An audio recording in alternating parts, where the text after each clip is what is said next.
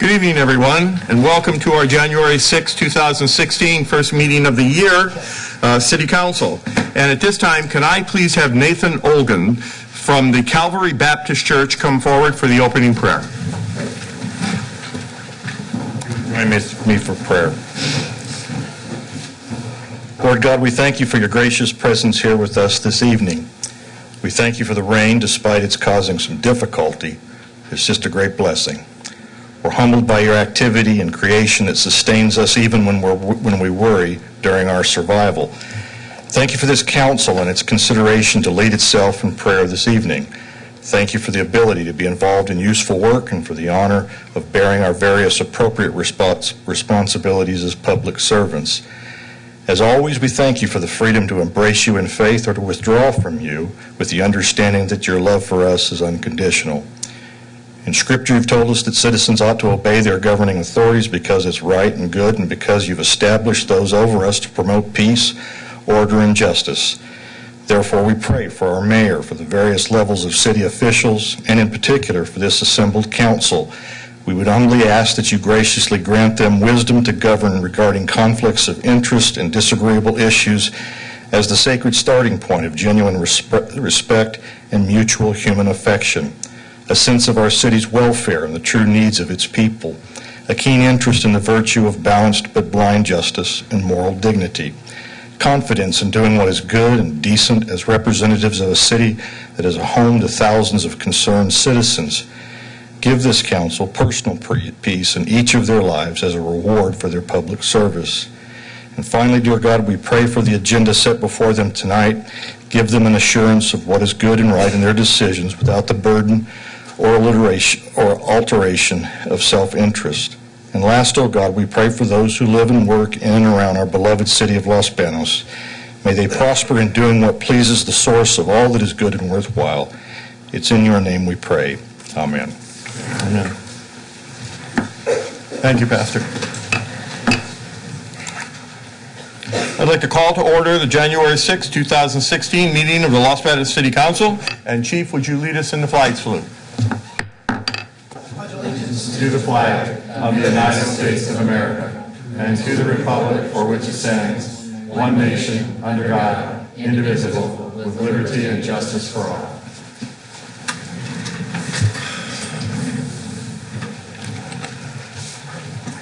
Okay. Let's go on to roll call. Director Melanie. Faria. Here. Lewis. Here. Silvera. Present. Stonecroft. Lawalton. Here. We have a quorum. Let's go on to item 4, consideration of approval of agenda. Do I have a motion? Mr. Silvera. Mr. Mayor, I'd like to make a motion to approve the agenda. Do I have a second? Mrs. Lewis. I'll second the motion. Motion by Silvera, second by Lewis to approve the agenda as stated. All in favor? Aye. Any opposition? None carried. Item 5. Presentations, proclamations, recognizing city commissioners. And could I please have the commissioners being honored this evening come forward?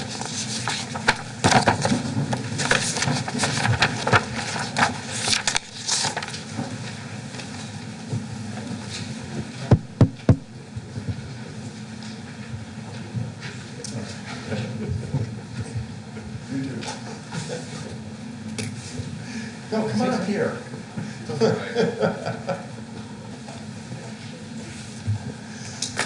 First, before I hand out the proclamations, I just want to thank these individuals, and not all of them are here this evening, for what they've done and what they provide for our city. Everything centers around volunteerism. And I hope that people sitting in the audience, that you would take some time, get involved in city government in some way, shape, or form, get involved in the vital group of which I just joined with the police department, with Chief Breezy, any way that you can serve your community. Because this is how we stay in touch with each other, and this is how you find out what we do, and we find out what you need. And these individuals here this evening being honored, we have Mark Bodley, let me see if I can get all these names right, Steve Hammond, Don Baker, Becky Tejan, Colleen Menifee, Heiko Stecho, and John Spivak. And not from oldest to youngest have we arranged the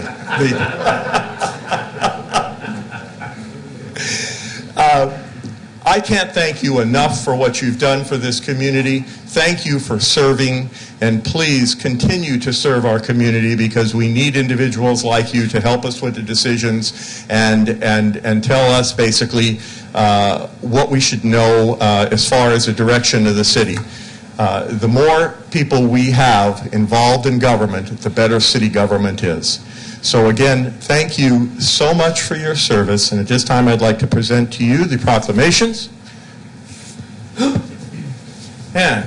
Mr. Bodley, thank you so much. Mrs. Menifee, thank you. Mr. Spivak, thank you. Heiko, here. Thank you.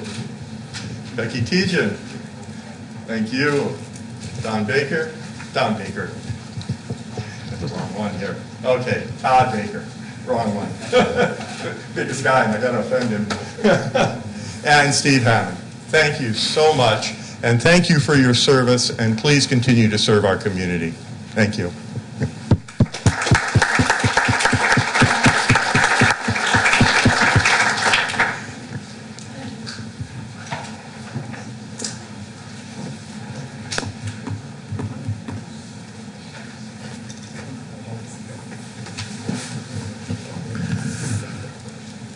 Okay.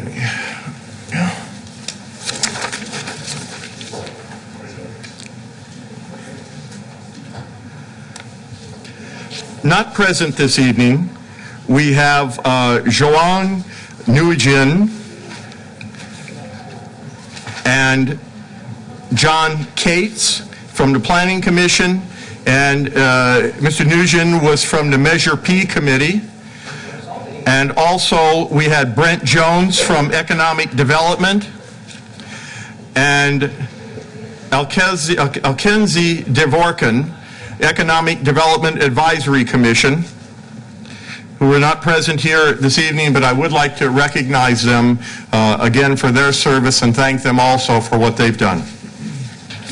Okay, let's go on to item 6. Item 6, public forum. Members of the public may address the City Council members on any item of public interest that is within the jurisdiction of the City Council, which includes agenda and non-agenda items. No action will be taken on non-agenda items, and speakers are limited to a 5-minute presentations. Detailed guidelines are posted on the Council Chamber informational table. And at this time, if you have a cell phone, would you please either place it on vibrate or turn it off?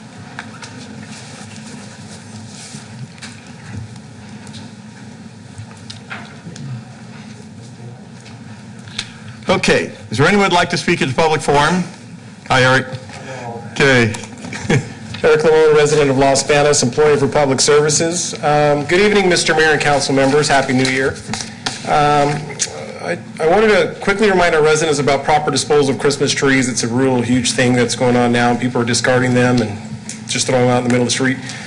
Please do not place them in public right-of-ways such as sidewalks or streets. This impedes our city's leaf removal program as well as weekly street sweeping. Instead, please cut your tree into lengths short enough to fit inside your green cart with the lid shut. Approximately 4-foot sections. Make sure all ornaments are completely off the tree. Lastly, broken ornaments, tree stands, decorations, ornaments, or lights cannot be recycled. Place them in your gray garbage cart only. Trees left at the curbside will not be picked up. If you require assistance, please contact Republic Services at 826-0231. Thank you. Thank you. Is there anyone else who'd like to speak at the public forum? Not seeing or hearing anyone, I will now close the public forum and go on to item 7, consideration of approval of consent agenda. Items on the consent agenda are considered to be routine and will voted on in one motion unless removed from the consent agenda by a city council member. And tonight we have Director Maloney. Items on the consent agenda are as follows. Warrant numbers 156833 through 157343 in the amount of $2,111,519.16. Minutes for the December 9th, 2015 special city council meeting. Minutes for the December 16th, 2015 adjourned city council meeting. Minutes for the December 23rd, 2015 adjourned city council meeting. City Council Resolution Number 5714, appointing members to the Measure P Citizens Oversight Committee, and City Council Resolution Number 5715, adopting a revised budget for the 2015-2016 fiscal year as it pertains to expenditures and revenues in the Police Department Communications Special Police Services account. And I think it should be noted, those that we're appointing to the Measure P committee are reappointing Mark Bodley and appointing Eric Popish. Okay. So, is there any city council member who would like to remove an agenda item for discussion? If not, when we approve the consent agenda, can we please add those two names to the motion? Mr. Silvera. Mr. Mayor, I'd like to make a motion to approve the consent agenda, and the two names are already in the staff report, but just for the record, I'd like to state that Mr. Mark Bodley and Mr. Eric Popish are being appointed to the Measure P Oversight Committee. Thank you. Do I have a second?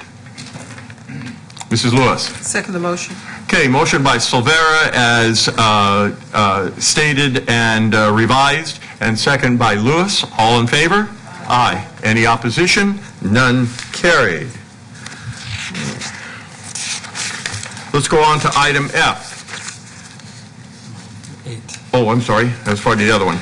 Item 8, public hearing. If you challenge a proposed action as described herein in court, you may be limited to raising only those issues you or someone else raised at the public hearing described herein or in written correspondence delivered to the city at or prior to the public hearing. Item 8A, public hearing.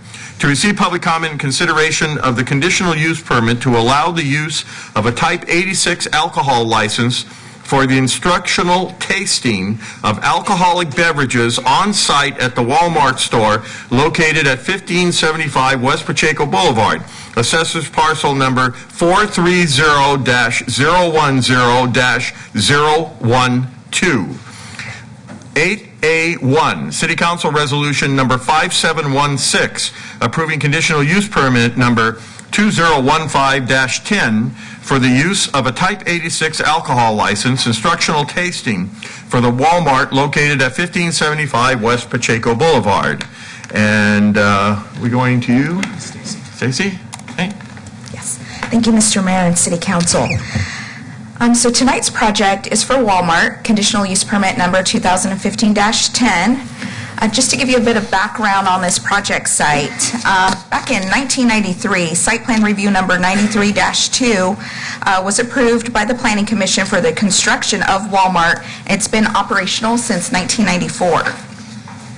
In 2008, Walmart requested a Type 20 alcohol license, which was recommended for approval by the Planning Commission and then approved by the City Council. And then in 2009, they requested a Type 21 alcohol license, which, to back up, a Type 20 is for off-sale of beer and wine, and then the Type 21 was for the off-sale of general alcohol. It was recommended for approval by the Planning Commission and then ultimately approved by the City Council. And then in 2010, the store came in for a supercenter expansion, and the supercenter has been operational since 2014. The proposal at hand is for a Type 86 alcohol license. This request is for instructional tasting. This would allow authorized alcoholic beverage manufacturers, such as wine growers and wholesalers, to conduct instructional tasting events within the store. And it's intended to inform customers on the subject of wine, beer, or distilled spirits. So it's intended for educational purposes. The operational statement that Walmart Stores, Inc. has provided has stated that these events would take place about 2 to 3 times a month, and they would be conducted at the end of the alcohol aisle. This is the location of the store. It's outlined for you in yellow in this aerial, and it's marked for you with that arrow in yellow as well. The location is 1575 West Pacheco Boulevard. And according to CEQA, the California Environmental Quality Act, this project is deemed categorically exempt per Article 19, Section 15301, in that it is an existing facility, and the proposed conditional use permit would not change the existing facility or floor plan. The municipal code requires that certain findings be made for conditional use permits, and there's 3 general findings that need to be made. That the proposed use and project is consistent with the City of Los Banos General Plan and Los Banos Municipal Code.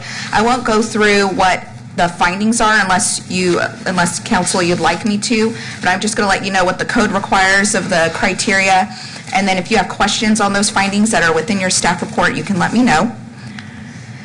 2, that the proposed use or project will not be a nuisance or detrimental to the public health, safety, morals, comfort, and general welfare. And 3, that the proposed use is compatible with the adjacent uses, properties, and neighborhoods, and will not be detrimental or injurious to property improvement in the neighborhood or to the general welfare of the city. Then the municipal code goes on to require 4 specific criteria for any conditional use permit with the alcoholic beverages. 1, that the proposed use will not contribute to undue proliferation of such uses in an area where additional ones would be undesirable. That the proposed use will not adversely affect adjacent or nearby churches, temples, or synagogues, public parochial or private elementary, junior high, or high schools, public parks or recreational centers, or public or parochial playgrounds. 3, that the proposal will not interfere with the movement of people along an important pedestrian street. And then the last criteria is that where the proposed use is in close proximity to residential uses, that the hours would be limited to operation between the hours of 10 p.m. and 7 a.m. Findings have been made to justify the evidence of why this conditional use permit should be approved, and if you have any questions on that, please let me know at the end of my presentation. So this is a picture of Walmart, the existing supercenter, and what it looks like today. The alcohol aisle is located in the grocery side of the store, which is in the west end of the store.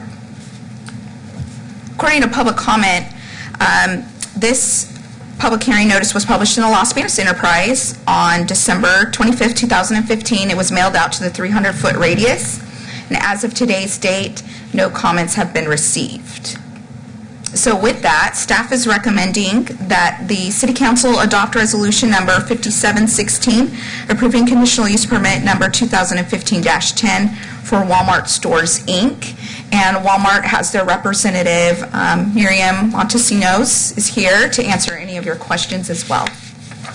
That concludes my presentation. Okay. Counselor, are there any questions this time?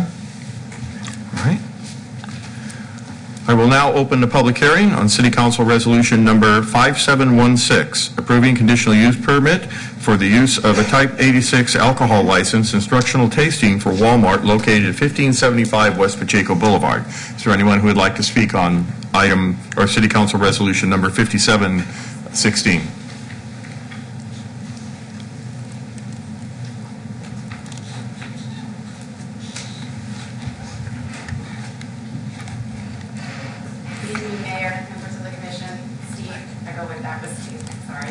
Can I have your name and city of residence, please? Miriam Montesinos, City of Pacifica. I'm here on behalf of Walmart. Okay. Thank you to Stacy, and thank you to all the people here who have been supporters of Walmart for a long time. We are very excited to be here with this new offering. It is something you're seeing throughout California in most grocery stores, Costco's, where they are now allowing tastings, and by state law they have to be instructional tastings, which means they must have a component of education to it. So it's all done by a third-party vendor that coordinates with the wine distributors or the beer distributors. They select which product will be brought to the store, and then the third-party vendor gives a presentation to whoever comes and does the tasting. It can be about what type of foods you can pair this with, or how to best present it, but there has to be that instructional component by state law. Also, it can only be one type of alcohol at a time. So if it's a beer tasting, you can only have beer, and it can only be one type of beer, and it can only be a beer that is sold at the store under the existing license. So let's say Lagunitas, I just heard a commercial on the radio for Lagunitas Brewing Company, wants to sample, then they coordinate directly with the third-party vendor. The third-party vendor is the one that comes and does the tastings. No Walmart associates are involved. They have the cordoned off area. You must be 21 to enter it. So if you come with your kid, you're going to have to stash your kid somewhere because they can't enter the area. And you will have to either sign in and show your ID and either sign in, or your hand will be marked in some way. And you will then be limited to how much you can consume. It's nowhere near enough to get anywhere close to a slight buzz going, because it is only 1 ounce if it's wine. It is a 1/4 ounce if it's distilled spirits, and it's up to 8 ounces under state law if it's beer, but Walmart does 1 ounce. So you're going to get basically a little tiny thimble cup with a little tiny amount of alcohol, just enough to get that taste, but not enough to really get a fix. So they haven't had any problems. Any of the other grocers, Walmart hasn't rolled this out in California yet. They have licenses for stores, but because it is all coordinated by third parties, not by Walmart, the third parties are still setting up their schedules, so no Walmart stores have started the tasting. Sam's Clubs have, but no Walmart stores. With that, if you have any questions, I'm happy to answer. Otherwise, once again, thank you. We're happy to be here and be a part of the community. Mrs. Lewis. Thank you, Ms. Monsino. The question I have is on your third-party vendor. Yes. Is that company or organization a part of the distributor that's putting on this event, or is it a company that works for Walmart that has third-party employees that handle it? It is a completely independent company. It's the company there's several companies out there. I don't know how many. I know one, it's called like Sunflower. I think that's the one that Whole Foods uses and Walmart has been talking to. But they are a standalone independent company.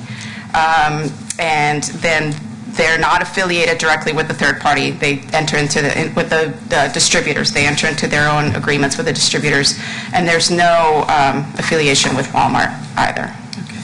So in the presentation that was presented to this council, it indicated that no one under 21 will be allowed to taste, and that you had to show a driver's license, I assume, to prove your age. Correct. Is there a standardization among these third-party vendors that do the services for your company? Or I guess, with what you presented to us this evening, I want to assure our public, for safety purposes, that there's not going to be any slip-up of someone receiving, according to this report, more than 3 tastings of wine or spirit. I assume that's within 1 day of a presentation. Correct. Correct. So I would assume that your company has investigated that there is a standardization among these third-party vendors as to how they're going to market and how they're going to investigate the person who's coming through to make sure that they are the proper age and that they're not cycling through for more than 3 tastes on a particular day. Right, so let me, yes, but let me clarify. The 3 tastes are, you can come up one time, and then if there's multiple products, then get 3 different tastings at that one time. Not that you can do 1 tasting, go shop, come back and do another tasting. You're allowed in the area, and I'm sorry if that was not clearly stated, but you're allowed 3 tastings, but only on 1 visit. So you come into the cordoned off area, and what most of the third-party vendors have been doing initially was asking for your ID. You walk in, you have to show your ID, you prove you're 21. Initially, they were marking your hand, either with a marker or with a stamp. What some of them have now started also doing or going to instead is making you sign in. It's a process that's evolving. I think tastings of alcohol have been around maybe for a year or so. So as they find different ways to do it, which is why we asked Stacy for some flexibility in the condition, because if they find ways that work better, they start adapting those. And initially it was the marker, and then it was the sign-in sheet. But that is, again, that is though you come in, you show your ID, you either get marked or you sign in and you are not allowed back in. They can be there from 10 a.m. till 6 p.m., I think it is, but most of them don't stay that late. They're only there for a few hours. It's not a big area. It's maybe 12 by 12 is what we put, but it usually ends up being a little smaller because we have to make sure we have enough ADA access all around. So, I mean, sometimes when you see them, like I was just in Whole Foods, and it's like an area this big, basically, like where you can just step up and taste. So the chances of somebody coming in and trying to then go out, wash off their hand, or figure out how to sign in with a different, it's not like you get hundreds of people signing in with a different name so you can try and get around the system somehow, I think are pretty minimal. Okay. So again, for clarification for me, I understood you say that on any one particular day, there would be one tasting of one particular alcoholic beverage, not three different beverages in the same day. One vendor gets the right to one day, and they have that one product. So it could be Chardonnay, it could be wine, or it could be beer, or it could be distilled spirits, but it can't be a mix of those. Or it can't be a mixture of three different types of wine if that's what they sell at your store. If it's by the same distributor, maybe they will have a Chardonnay and you know, a Merlot. I always think of sideways when I say Merlot now. No, Merlot. All right. But yeah, that would be. Thank you very much for your time. Okay. Any other questions? Okay, thank you. Thank you. Yes, you have to come up here.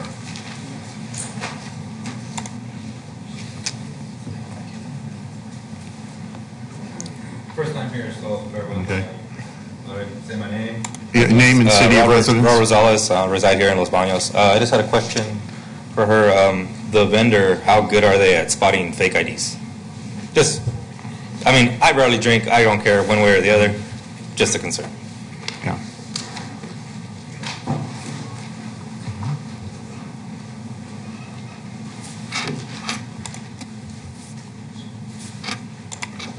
Kathy, resident of Los Banos. The only thing I'm requesting in regards to verifying ID is with fake IDs. If they're not just looking at the photo, that they're using one of those readers that reads the back of the driver's license. That's all. Thank you. Stacy, is there any provision for anything to address Do you know those? if your third-party vendor, I know that the Walmart stores themselves do, but I don't know about your third-party vendor. I do. Come up here. Thank you. Again, Mayor, for the record, Miriam here on behalf of Walmart. Yeah. I do not know what process they follow. I know they have to be certified by the state to be able to be third-party vendors. So I assume that the state has some provisions in place to make sure that they are identifying fake IDs. I do not know what those are, though, but I'm happy to find out and get back to Stacy with that information that she could distribute. And that's also a regulation that's regulated by ABC. Our local police force also regulates it as well, but that is something that ABC is in control of as well. So that third-party vendor, Walmart would lose their ABC license and their conditional use permit, but then the third-party vendor would also be in trouble as well. So it's to their benefit to obviously make sure that they're spotting correct IDs and making sure the appropriate people are able to experience the instructional tasting. And just for our education, if you could get us that information, it'd be great. Absolutely. Okay, thank you. Thank you. All right, any more questions, council? Motions? Oh, I'm sorry, any more comments? Okay, not seeing or hearing, I will now close the public forum and bring it back to council level for a motion or consideration.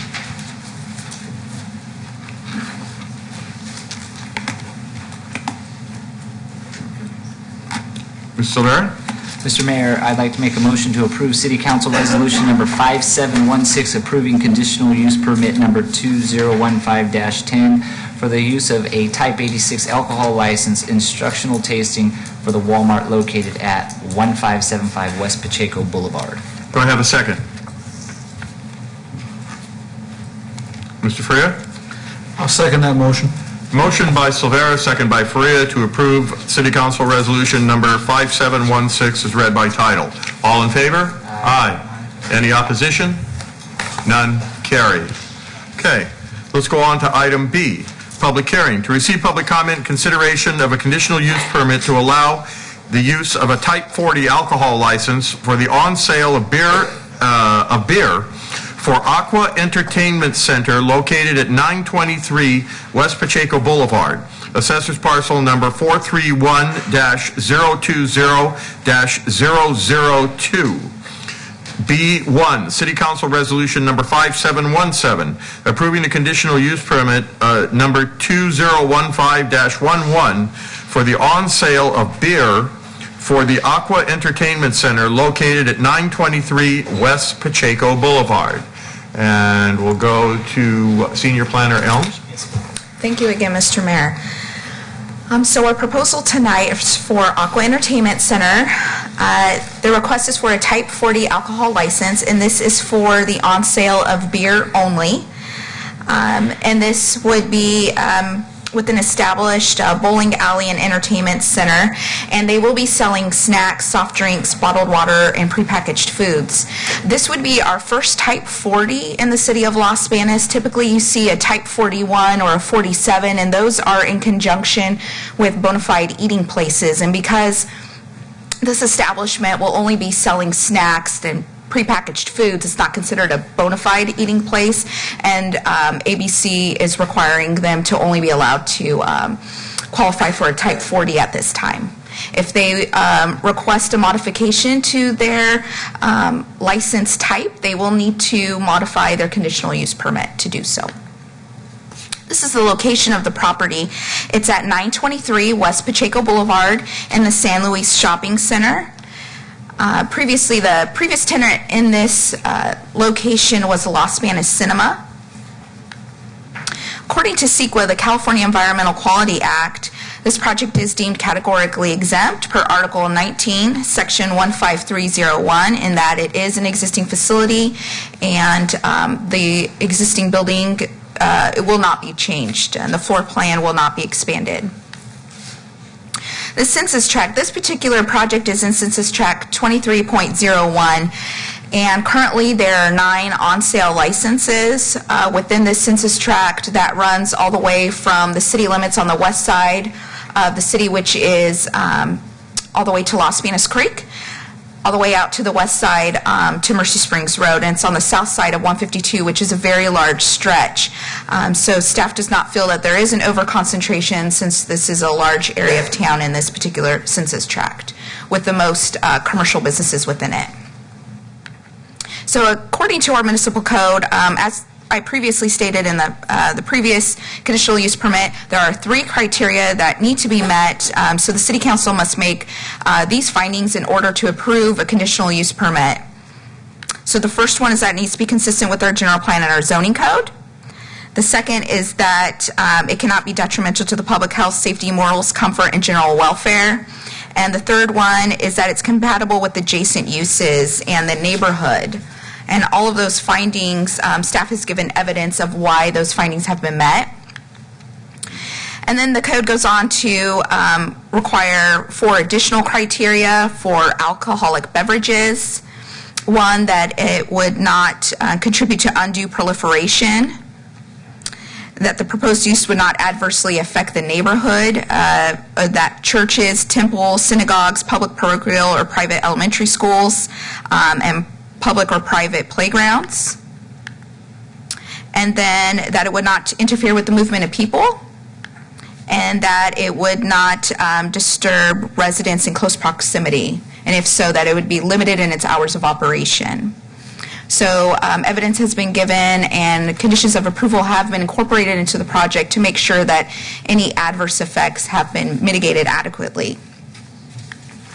This is the project site at 923 West Pacheco Boulevard. It is under construction. Currently, right now, the applicants do have their tenant improvement building permit, and they're working diligently on their construction on the inside, creating the 10-lane bowling alley, the arcade room, the laser tag room, party rooms, and so they should be operational in the next few months here coming up.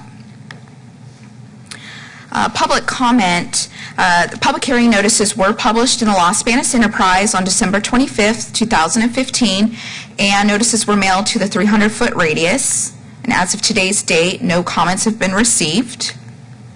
So with that, staff is recommending that the City Council adopt Resolution Number 5717, approving conditional use permit number 2015-11 for the Aqua Entertainment Center. And that concludes my presentation. The applicant is here, Frank Liao, to answer any of your questions, as well as myself. Thank you. Council, any questions from you at this time? All right, let's go to the public hearing. I will now open the public hearing on City Council Resolution Number 5717, approving the conditional use permit 2015-11 for the on-sale of beer for the Aqua Entertainment Center located at 923 West Pacheco Boulevard. Is there anyone who would like to speak at the public forum?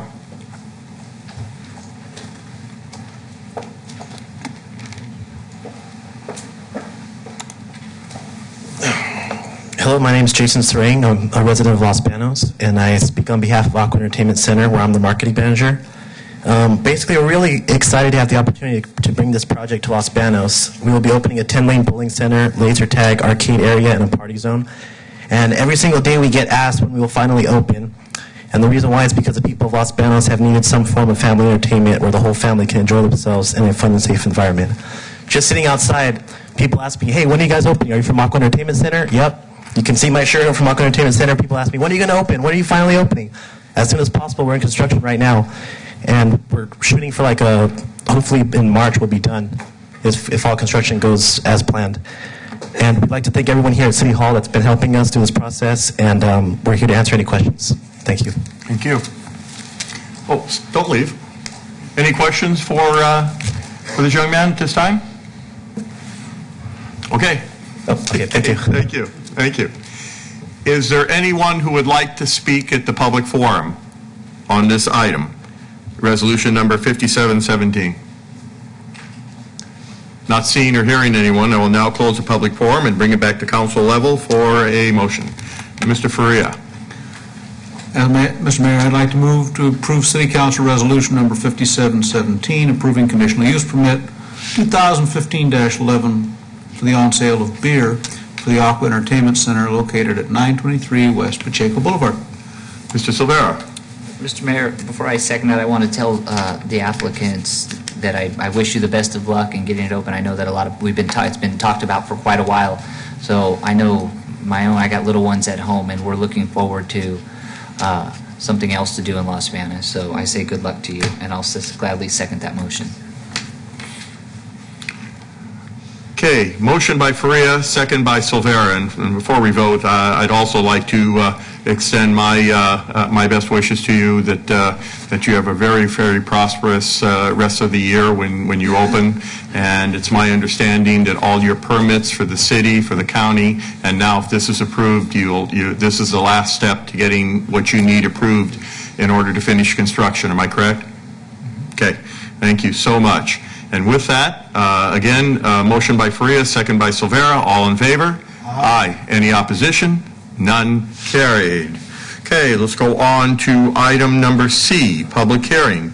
To receive public comment and consideration of an ordinance imposing an express ban on marijuana cultivation, marijuana processing, marijuana delivery, and marijuana dispensaries in the city of Los Banos. Ordinance number 1142, imposing an express ban on marijuana cultivation, marijuana processing, marijuana delivery, and marijuana dispensaries in the city of Los Banos.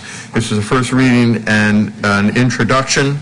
And we are now going to go to the city attorney and the police chief for a presentation. Okay. There you go. Thank you, Mr. Mayor. If we could have the PowerPoint. Tonight before you is an ordinance basically on medical marijuana as a result of some recent legislation in the California legislature. I wanted to walk through the background for you and give you the nuts and bolts of what this proposed ordinance will do if you introduce it and adopt it at your next meeting.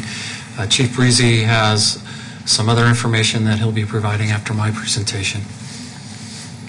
So in 1996, as you probably all know, the California voters approved an initiative called the Compassionate Use Act of 1996. And what that did is it decriminalized the possession and cultivation of marijuana in terms of patients and primary caregivers for the possession, cultivation of marijuana. And that's with personal medical use and a doctor's approval. There's been just a ton of legislation and case law arising out of that initiative, which culminates in what the legislature did in 2015, which was signed into law beginning January 1st of this year. In 2003, after the Compassionate Use Act, the California legislature tried to clean up parts of that Compassionate Use Act, and they adopted what's called Senate Bill 420, entitled the Medical Marijuana Program, and that established a voluntary program for identification, for cards to be issued to primary caregivers and patients in terms of medical marijuana, and it provided criminal immunity to qualified patients and to caregivers. Would note at this time still possession and sale of marijuana is a federal crime. And that has caused quite a bit of angst in the state of California in terms of the Compassionate Use Act, trying to balance that with the federal criminal prohibition of the use and cultivation and sale of marijuana. In 2006, this city council adopted a land use ordinance, and I want to make it clear tonight that that's what is before you again tonight is a land use ordinance. This is not the city of Los Banos is not criminalizing the possession or cultivation of medical marijuana. However, what we're doing is we're considering a land use act to allow the city to not allow this type of activity in terms of its zoning districts. And in 2006, the City Council adopted Ordinance 1028, which prohibited medical marijuana dispensaries in all zoning districts within the city. That was done by a number of cities within the state of California, and there was some question as to whether or not cities retained their police powers and their legal authority through a zoning code to prohibit that type of activity. And ours, not our particular ordinance, but an ordinance very similar to that have been affirmed in the California State Court of Appeals subsequent to 2006. So that case law indicates that a city does have the authority through its land use ordinances to regulate medical marijuana dispensaries within its boundaries. And so right now, on your books right now, as we sit here, is a prohibition against medical marijuana dispensaries, and this ordinance does not change that. So fast forwarding up to October 2015, Governor Brown signed a trio of bills into law, AB 266, 243, and SB 643. And those are known as the Medical Marijuana Regulation and Safety Act. And in fact, all of those bills had to be signed into law for any of them to come into effect. And Governor Brown, in fact, signed those bills on October 9th, and they became effective January 1st. Each one of the bills provides, and it's now law as of January 1st, provides a little bit of a different regulation for different aspects of the business of medical marijuana. And just kind of generally, it governs the licensing and the control of marijuana businesses in the state, and it continues to provide criminal immunity to licensees. And what you're considering tonight is not going to criminalize medical marijuana. Simply, again, you're utilizing your land use authority to determine whether you want that type of activity within the boundaries of your city. So going through the separate bills, And frankly, I've read them a number of times in anticipation of our Planning Commission and this meeting, and they're very complex, very complicated to try to sift through exactly what's going on. But I've tried to break them down in simplest terms possible. Assembly Bill 266 establishes a dual licensing structure for medical marijuana businesses. And essentially what Assembly Bill 266 says is if you want to have a medical marijuana business, such as delivery or dispensary, not only do you need a local permit, but you need a state permit or license as well. And so one is not going to do it, you need both. And so that's why I've underlined local licensing and permitting. That's what we're doing, or that's what you're considering tonight. So it establishes this dual licensing procedure for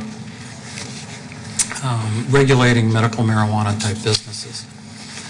Now, Assembly Bill 243 is a little bit different, and what it establishes is a regulatory and licensing structure for the actual cultivation of marijuana, and that's going to be regulated by the Department of Food and Agriculture. And it has an immense list of the do's and don'ts of cultivation of marijuana, and in terms of the environment, and if cultivation of marijuana would be allowed in the city of Los Banos, the Department of Food and Agriculture would be the governing body for licensing and regulating that cultivation. And something in that bill that is the reason why we're coming forward tonight, and that bill indicates that if cities do not do something in terms of cultivation through their zoning code prior to March 1st of 2016, they will be preempted from doing so in the future, and they'll lose their authority to regulate or ban cultivation within our city limits, and it will be regulated through the state. Now, I think as late as yesterday, I got a bulletin from the California League of Cities, and the author of this Assembly bill is looking at some cleanup legislation which will eliminate that preemption date. But as of tonight, that March 1st date still stands, and that's why we're bringing it forward tonight, so that we can, if you decide this is something that you want to do, it will meet that March 1st, 2016 deadline. Then the third bill is Senate Bill 643, which establishes the licensing more kind of in terms of the dispensaries and the businesses, and regulates the physicians in terms of medical marijuana. And that bill, interesting enough, recognizes local authority to levy taxes and fees on the sale of medical marijuana. So that's the background. Since the Compassionate Use Act was enacted, cities have run into various issues that have arisen as a result of that act and the result of folks cultivating and using medical marijuana. And I've listed just some of the anecdotal type problems that have arisen within cities and jurisdictions regarding medical marijuana and its effect on neighborhoods in terms of cultivation over your fence, crime, violent crime in some instances of dispensaries, people breaking into other people's yards to raid their medical marijuana growing activities, as well as the proliferation of grow houses in rental type properties. And so there's been a number of issues that have arisen as a result of the decriminalization of medical marijuana, and the City of Los Banos has experienced some, if not all of those, and Chief Breezy will speak to those at his part of the presentation. Like I indicated, because of the March 1 date, the bills require immediate attention from cities and local governments in terms of regulating for themselves medical marijuana.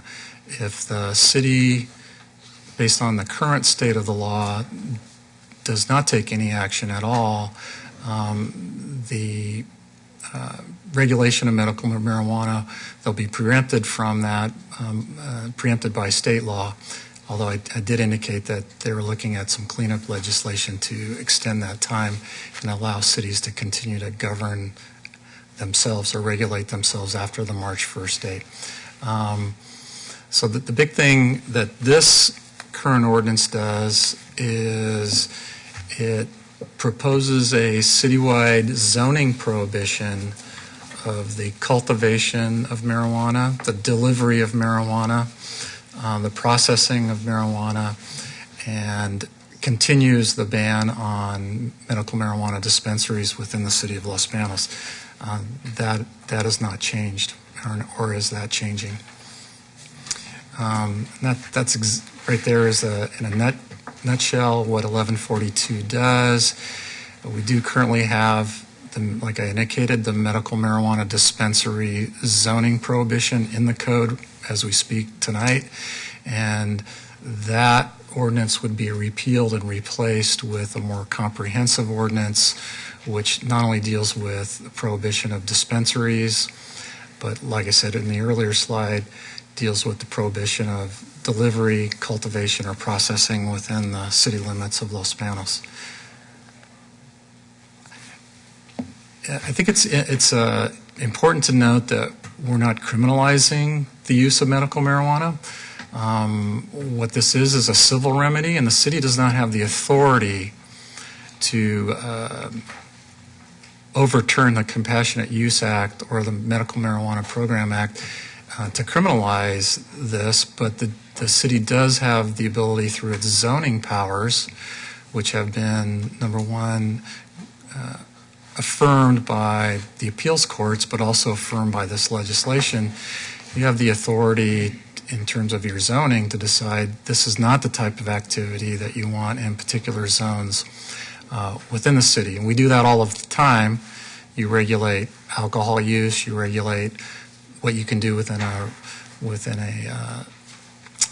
residential zone or a commercial zone. So the city is always regulating and adopting regulations that deal with activities within their zoning districts within the city, and you haven't lost that authority through the decriminalization of medical marijuana through the Compassionate Use Act. So you do have the authority, as the law sits right now, through your zoning code to prohibit these activities. You're not criminalizing them, you're prohibiting them.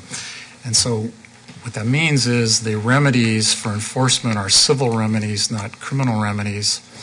And the civil remedies would be typically probably through our code enforcement and our administrative code process, giving people citations, going through the civil remedy provisions of our code, and in the most extreme cases, potentially going to court and declaring an activity a nuisance if someone continues to engage in the activity that you have determined is not appropriate in a particular zone. Right now, your administrative penalties for most violations that aren't earmarked as specific, it would be $100 for the first violation, $200 for the second violation, and $500 for the third violation within a 12-month period of time. And then you have, like I said, you would have a laundry list of civil remedies that you could look to encourage people to comply with the zoning code. Same as if someone was engaging in some type of commercial activity, for instance, in a residential zone that's not a permitted use. Same type of same type of enforcement activities and enforcement tools for that type of activity you would have in this case. So the recommendation is to, this matter went to the Planning Commission on December 9th, 2015, and the Planning Commission approved the resolution that night. It was 2015-50, recommending approval to the City Council of adoption of the ordinance as I've just described. After Chief Breezy's presentation, we're asking that you open the public hearing, take public testimony, which I believe you probably have some people out there that want to speak to this issue tonight. Receive that public testimony, close the public hearing, and we're asking, staff is asking that you waive the first reading and introduce the ordinance, it's ordinance number 1142. So I'll turn it over to Chief Breezy at this point.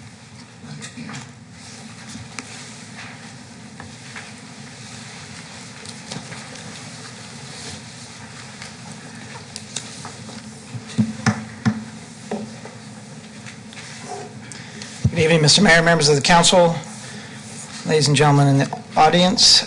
Tonight I want to give you a law enforcement perspective as the Chief Law Enforcement Officer of the city of what we deal with on a daily basis as it relates to marijuana and the impacts associated with marijuana cultivation and use as it relates to crime and public nuisance types of events or incidents that we deal with. So the proposed state program, as Bill suggested, the city attorney has suggested, the proposed state program is very complicated and complex. There are 7 different state agencies that are going to be utilized to standardize, regulate, and monitor the program, and I'm going to go over them briefly for you. The Department of Food and Agriculture is responsible for licensing, regulating indoor-outdoor cultivation, and they are designed to create a monitoring program. The Department of Pesticide Regulation will create standards for pesticide use on marijuana. Department of Public Health standards for production, labeling of edible products. The Department of Fish and Wildlife, Department of Food and Agriculture, and the State Water Resources Control Board will be jointly responsible to prevent illegal water diversion adversely affecting the fish population. Number 5, the Department of Consumer Affairs will be used to establish a statewide regulatory and licensing scheme. And last, California Medical Board will be used to prioritize and monitor physicians for excessive medical recommendations. So I'm going to stop there for a moment, and when you think about the enforcement and the dual licensing part of this, it will be complicated for city staff to regulate when you're talking about dealing with 7 independent state agencies. Dealing with one sometimes can be laborious. So 7 makes it even harder at times. Next, I'm going to move on to some of the violent impacts that we have seen just in Merced County and throughout the state as it relates to medical marijuana. I'll start out with October 2015 in the Beechwood, Merced County area. There's an exchange of gunfire at a home where it kills 1 person, injures 2 others. And all these cases that I'm going to talk about tonight and the examples that I'm going to provide are all directly related to medical marijuana in one form or another. In 2014, the Sheriff's Department, Merced County Sheriff's Department, our very own county, investigated 6 different homicide investigations relating to marijuana. All 6 of them involved legal medical marijuana recommendations, and then after that, the illegal sales of marijuana. In January, there's 1 in Volta, February, 1 in Stevenson, August, Hillmar, September, Winton, and October, 2 people were killed over an outdoor marijuana cultivation. Just 2 weeks ago, a home invasion robbery occurred in Mariposa County where marijuana and weapons were stolen. The suspects in that case, one of them, came to Las Banos, hid in a local motel just a stone's throw from this very building. And when he was arrested by Las Banos police, he was found to have a loaded firearm in his back pocket. What they did during the home invasion was they tied up all of the residents inside the home, including 3 children. In addition to all of the above homicides between 2014 and 2015, our same very Merced County Sheriff's Department, our same county, investigated 7 home invasion robberies and 5 felony assault cases. Again, all associated with marijuana. So that's just kind of the violent impacts that we have with marijuana locally. We already prohibit dispensaries, as the city attorney has stated. I'm going to give you just a couple examples in just a very quick review that I found on the internet in regards to dispensaries. In Compton in September, 2 men were shot dead inside a medical marijuana dispensary. And then in San Bernardino in February, a security guard was killed inside a dispensary during an attempted armed robbery. So those are some of just the violent incidences that we have seen in our local area as it relates to medical marijuana, or marijuana, excuse me. Some more of the local impacts. The Los Banos Police Department and its officers have eliminated 27 indoor marijuana cultivation operations since March of 2014. All 27 have been located inside a single-family residence within a home within a neighborhood of our fine city. In each case, nearly the entire home has been converted for the use and operation of the growth of marijuana. Bathrooms have been used to store chemicals. Electricity is illegally obtained by bypassing meters. Large lights and fans are installed around the home. When we finally are able to make entry into the home and secure the homes, we call the fire department, and the homes are always deemed to be unsafe to inhabit. All of these operations are for illegal sales. 4 of these grows, of these 27 grows, claim to be grows associated with medical marijuana. 1 claimed to be growing for the purpose of selling marijuana to dispensaries elsewhere. And that's just in Los Banos.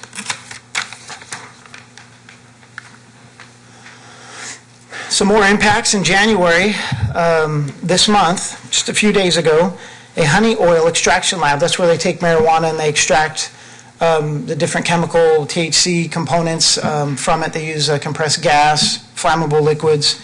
In Delhi exposed, setting a home on fire. Just a few months prior to that, in August of 2015, a home about 300 yards south of our city limits, same thing, it was a very large honey oil extraction lab, was found during a series of marijuana raids by the Merced County Sheriff's Department. And in August of 2014, a honey oil extraction lab caused a structure fire in the 1100 block of Nevada in Los Banos.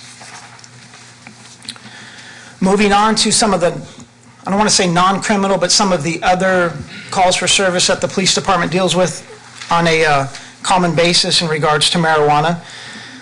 And let me just preface these examples below with the fact that these are all examples of calls that the police department has received, that we have responded to and attempted to fix, because neighbors in our neighborhoods, residents of our city, are complaining to us about the problem, and it's our responsibility to fix it. Neighbors are calling in regards to increased pedestrian and vehicle traffic at all hours of the day and night associated with homes growing marijuana. Landlords have called us to request help to have illegal marijuana grows removed from a rental property. Neighbors call regarding the pungent odor marijuana produces, and you'll be surprised, but I've heard that on several occasions. Neighbors call regarding the smell of chemicals and mold coming from a home growing marijuana.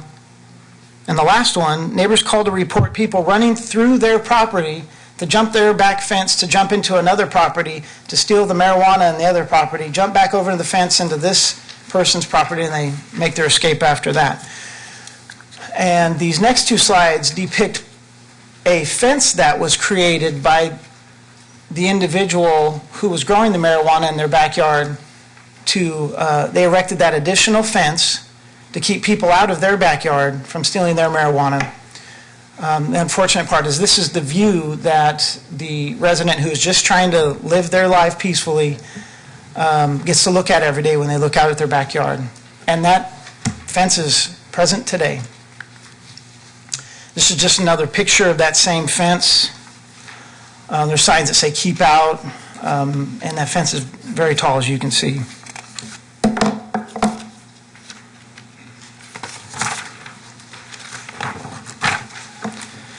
Talk about what's going on across the state, and I just took a snapshot of some agencies or municipalities that are prohibiting cultivation and delivering delivery of marijuana. City of Merced, Atwater, Fresno, Turlock, Gilroy, Oro Grande, Newport Beach, Upland, and San Marcos are just an example of similar municipalities who are also banning the cultivation, dispensaries, and the delivery of marijuana. In addition to that, in a conversation with the Legislative Affairs Manager with the California Police Chiefs Association, he told me that a majority of municipalities that he has spoken to intend on moving to prohibit cultivation and delivery of marijuana before the deadline of March 1st. So in summary, as you can see, almost all aspects of marijuana have touched Los Banos. They affect Los Banos and their residents in the surrounding area. Marijuana has presented problems for our residents, from crimes of violence to the ongoing public nuisances caused by its presence in our neighborhoods. And the regulatory program that uses 7 separate state agencies to administer this program presents its own set of problems. And that's why I am in favor of this ordinance and hope that you choose to pass it this evening. That's all the questions or all the presentation that I have tonight. I'd be more than happy to answer any questions that you might have. Just want to go to the public forum. Okay. At this time, Council, do you have any questions? All right, let's go on to the public hearing portion of this. Is there anyone who would like to speak on ordinance number 1142, imposing the express ban on marijuana cultivation, marijuana processing, marijuana delivery, marijuana dispensaries in the city of Los Banos?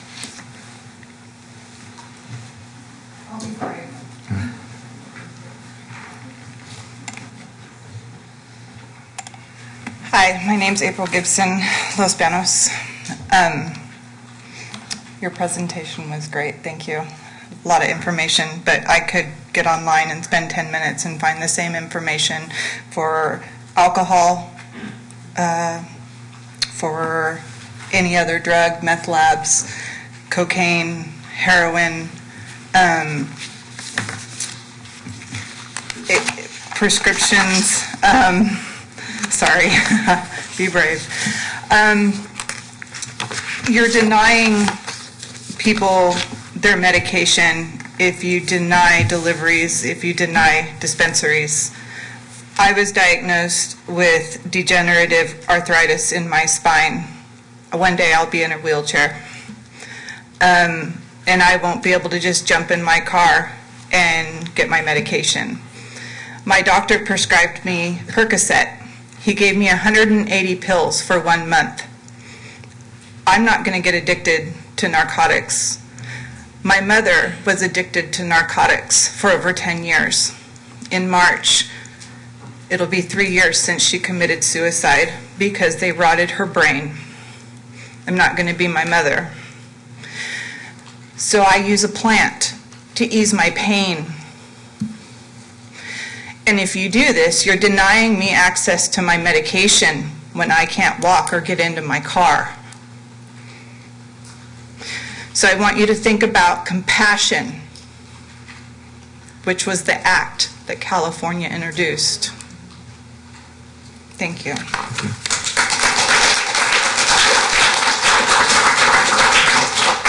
there anyone else who'd like to speak at the public forum?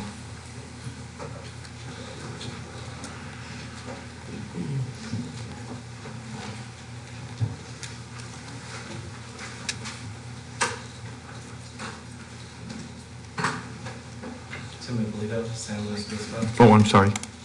Say again, please. Tim Ippolito, San Luis Obispo.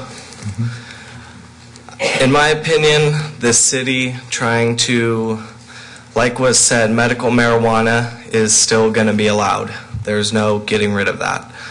And the city trying to get rid of what they can regulate, such as dispensaries and proper grows, is just going to take the system way back, and it's gonna be a downfall in the city, because having the dispensaries that if you do allow, you will have to have them get permits, so you'll be able to completely regulate them and make it exactly how you want to go.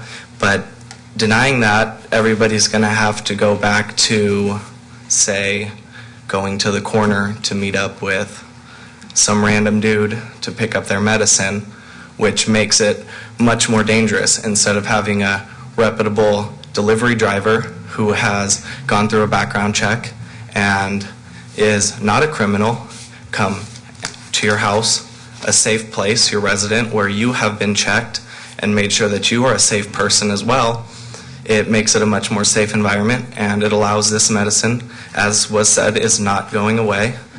It makes it be able to be much safer for the city. That's all. Thank you.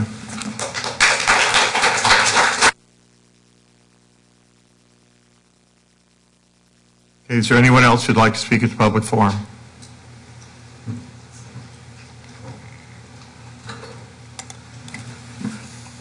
Good evening, Mr. Mayor, members of the council.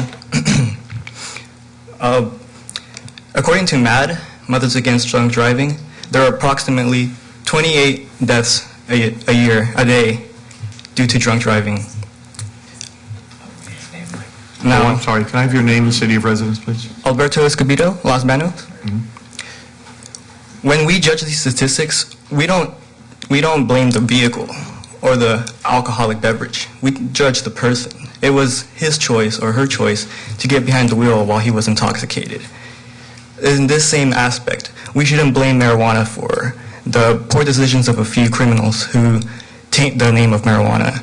As the lady before me clearly stated, a lot of people rely on medical marijuana for medical purposes, and by denying them delivery services, it's going to affect their medicational uses. And I don't think that's fair that because of the actions of a few criminals, the innocent, have to suffer. That's all I have to say. Thank you.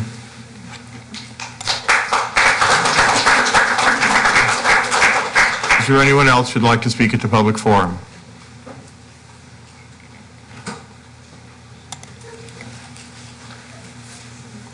Hi, I'm Casey Cuesta. I'm from Los Banos. I'm a medical marijuana patient.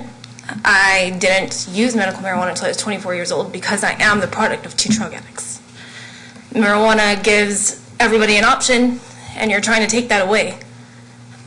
So I would have to take Norco, I would have to take Percocet, I would have to take Vicodin to deal with debilitating migraines, where I can't take care of my children. And I was on Norco for 4 years, and I was up all night for 4 years with 4 kids. And that's what you're asking me to do, or drive to the Bay Area to get it. I can't do that. I have kids in school. But, as was earlier tonight, I can now go to Walmart for wine tasting. So, that's all I have to say. Thank you.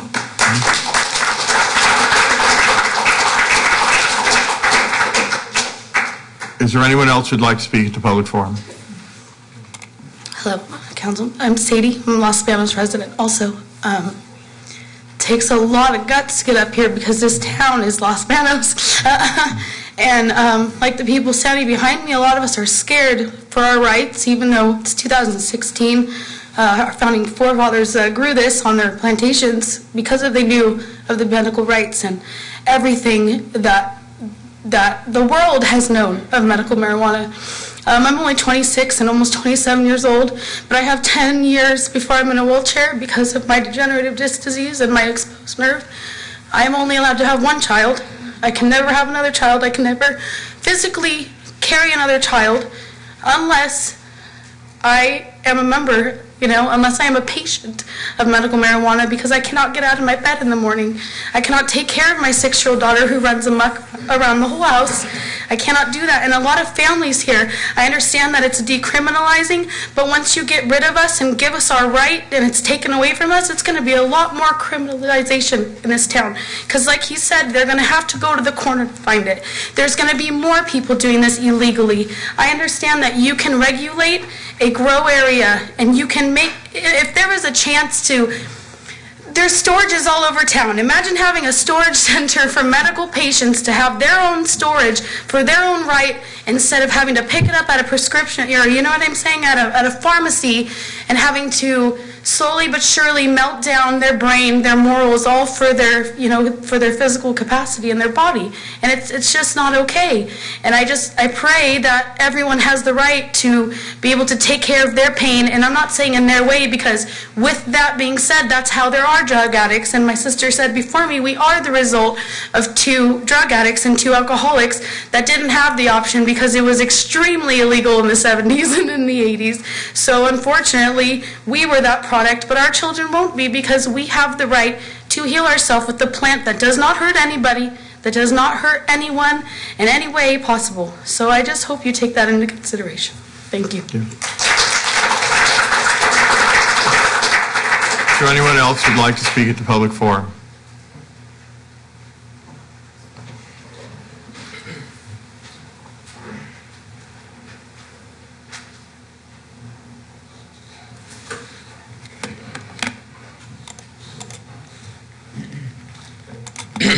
Good evening, Mayor, City Council members. My name is Matthew Andreas, resident of Los Banos.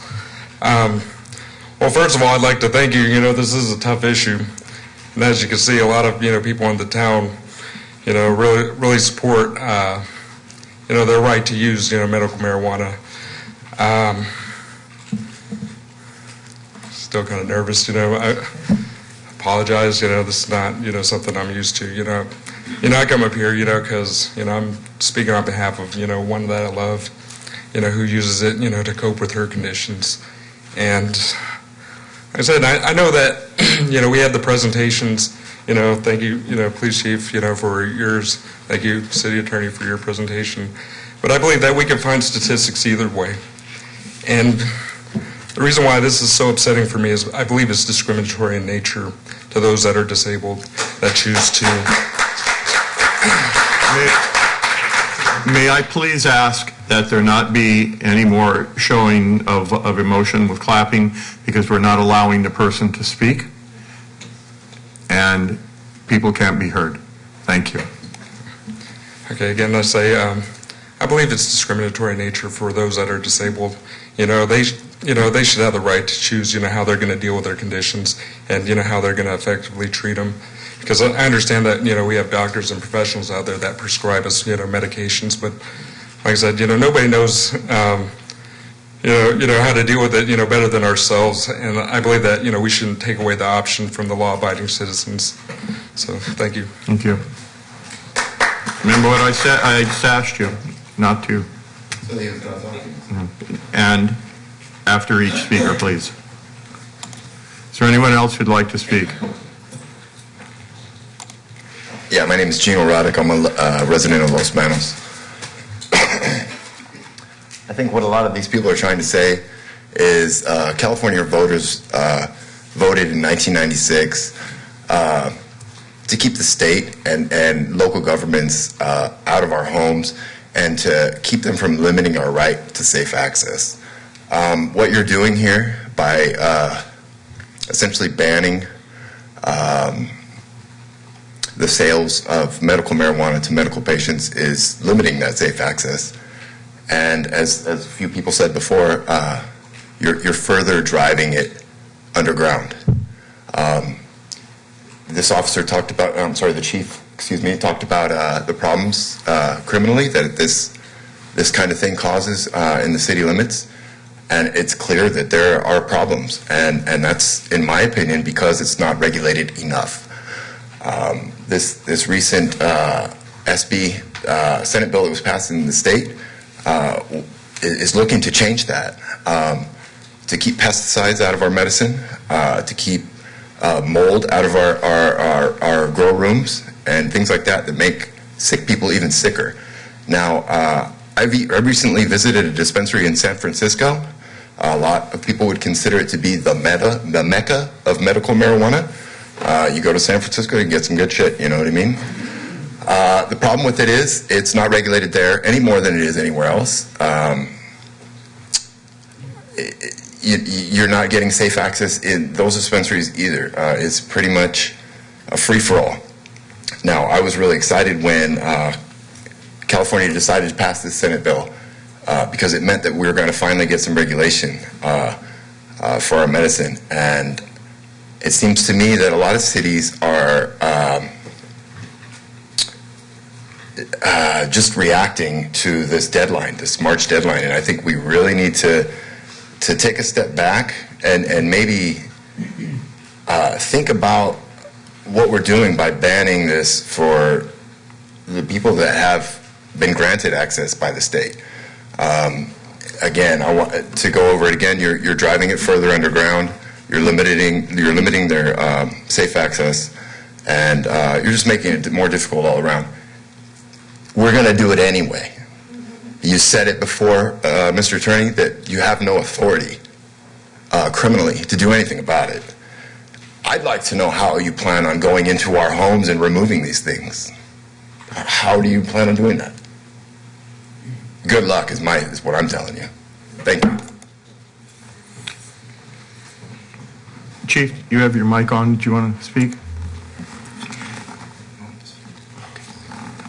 Yeah, Mr. Mayor, thank you very much. Just to perhaps clarify a little bit of what has been spoken about tonight, I appreciate everyone's comments. You guys are very brave to come up. You've got some great stories. We are not, by this ordinance, we are not trying to, we will not be prohibiting those who have a doctor's recommendation with this ordinance. That's not what this ordinance will be accomplishing. So I just want to make sure that's clear before we proceed.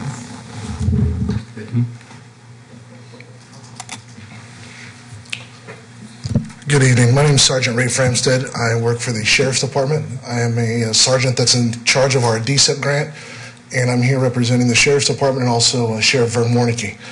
I've attended the last couple nights. It's been busy with Merced and also again in Livingston last night regarding this new ordinance. I brought some pictures I'd like to show you if I can, just to highlight an indoor versus an outdoor grow, and I could probably get through it within 5 minutes if that's okay. It'll be fine. Could we,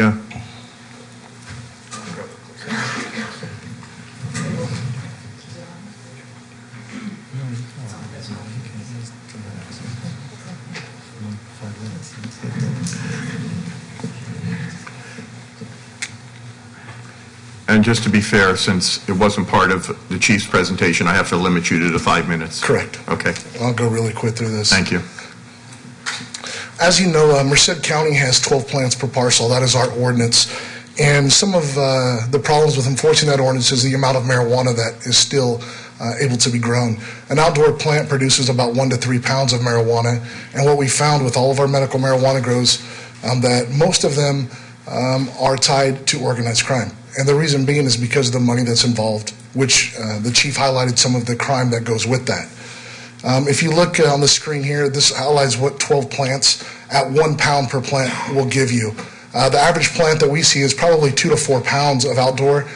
DEA says about 1.5 pounds, 1/2 to 2 pounds per plant, which gives you about 908 rolled cigarettes per month. I think that's more than most people would need to medicate themselves. The dangers with the indoor marijuana grows, as you see, some of these pictures are taken here from Los Banos, are the electrical problems that we run into, a lot of bypasses, we have fires, and the quality of life for the folks here in Los Banos is at stake. A lot of these people that purchase homes and pay taxes in your communities don't want these next door, and oftentimes we don't find that these are even in place until the house starts on fire or we have a shooting in the front yard. Outdoor grows are the same thing. We have fences like Chief Breezy showed you that are everywhere. We have home invasions because people come to your city, come to our county, and they GPS these locations by driving around. Once they locate these locations, when it comes harvest time around October, home invasions happen because they know there'll be finished product or there'll be cash in these houses oftentimes. These are our numbers from our cannabis eradication that occurred this year. With a marijuana ordinance in place, we had 124 grow sites that we eradicated, 38,578 plants, 976 pounds, 114 arrests that were referred to the district attorney's office or either booked into jail, and the big total of weapons was 62. 62 weapons because half the people that we arrest tell us they need guns to protect their plants. We had a shooting. One of our shootings that Chief highlighted was a gentleman that lived in a tent to protect 12 plants that was shot in his backyard by robbers to come and take the cannabis. Organized crime often runs a majority of our investigations. I know this because I've been working cannabis for the last 10 years in this county. I've served time on the Merced Multi-Agency Narcotic Task Force. I run our Cannabis Eradication Grant, and we write search warrants in every city throughout the county. The way we will enforce marijuana is the same way we do now. It's a controlled one substance. Health and Safety Code governs how we arrest people. 11360, 11358 gives us our codes to arrest drug dealers. We arrest people that grow marijuana for other people outside the scope. We're not here to take medical marijuana away from the people that follow the law. But unfortunately, a majority of these investigations that we do tend to lead to a criminal element where people are arrested and money is seized. And then I'll leave you with a few of the, just some of these headlines that we've had in the Merced Sun-Star the last year of some of the violence associated with medical marijuana. Thank you for your time, and I hope that you vote to keep this ban out of your city. You'll be doing them a huge favor. Thank you. Thank you. Is there anyone else who'd like to speak at the public forum? Yes.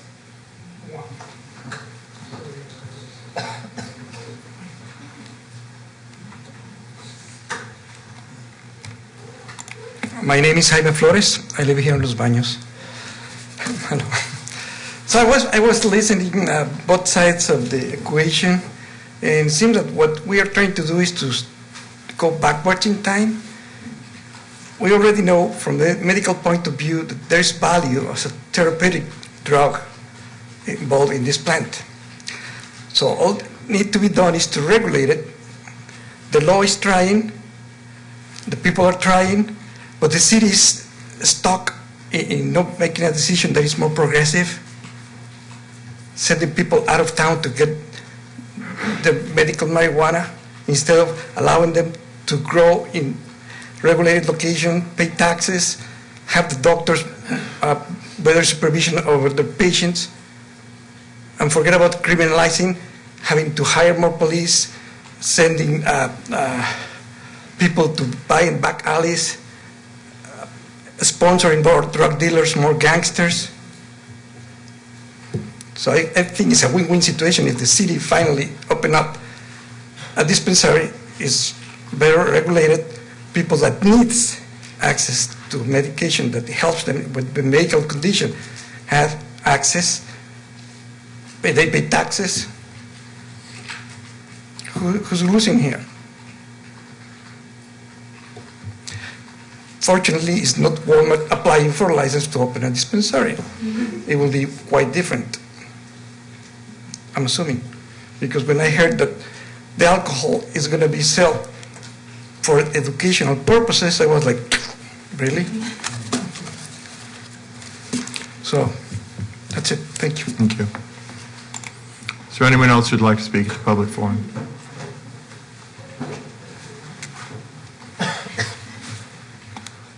My name is Jennifer Wellington. I live here in Los Banos. I'm here on behalf of myself and my boyfriend, who are both medical marijuana patients. He has been in a wheelchair since he was 8 years old because he became a paraplegic due to a virus that happened with chickenpox. And because of all of that, he's had a lot of issues in his life with medical problems, and he's had to go through a lot of pills, and he actually, when he was 18, he became addicted to those pills because he was on so many, and they had him on morphine. He's now been able to taper back and is almost completely off of those on something that is natural. And, he doesn't have the negative side effects, and he's able to eat. I've seen him not being able to eat because of his different health problems that he's had. And, it doesn't seem right to me to take people's medication away. So, I hope that we can really find a way to regulate this and feel like it would be better for everybody. So, thank you. Thank you. Is there anyone else who'd like to speak at the public forum?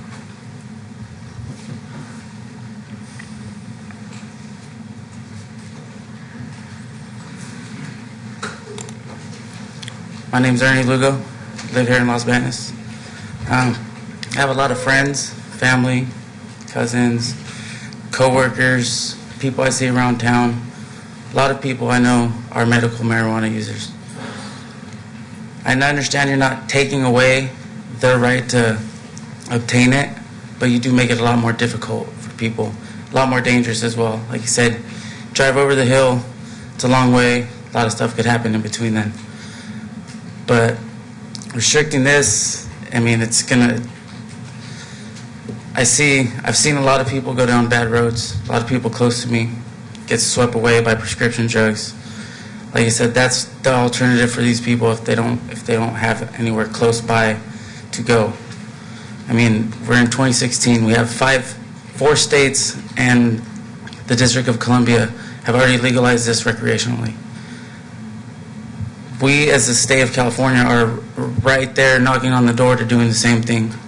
The city of Los Banos is going to make it harder for us now, even though our state's ready to do it legally.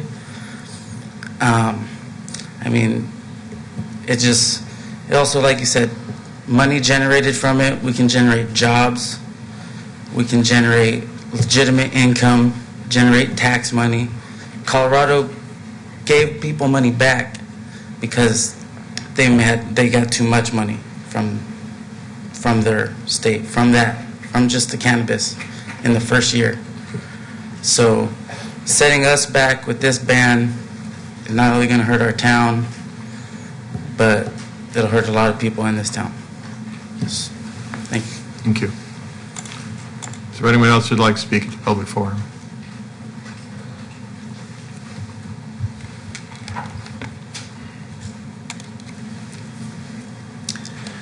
My name is Luke Diller, Los Banos resident. I just wanted to, everybody here really did hit the nail on the head with their, personal needs for this as a medicine. And I really think that your presentations that you've been presented with today have really been geared toward showing you a completely different side of this. It's a completely different picture of the same thing. There is marijuana that's out there and used as a drug, and it's used recreationally, and it's sold by many different gangs and different illicit, different people that are selling it illegally. But what you guys are trying to prohibit is actually the people that are trying to actually go about it properly. People that are trying to be regulated, people that are trying to pay taxes. And it just didn't really seem like this whole presentation that you guys have been given is really geared toward that.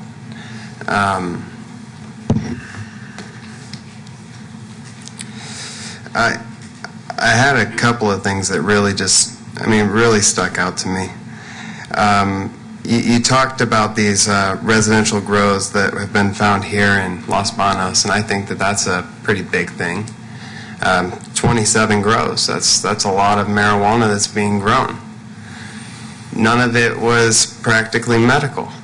You had four of them that said that they were growing for a medical marijuana dispensary.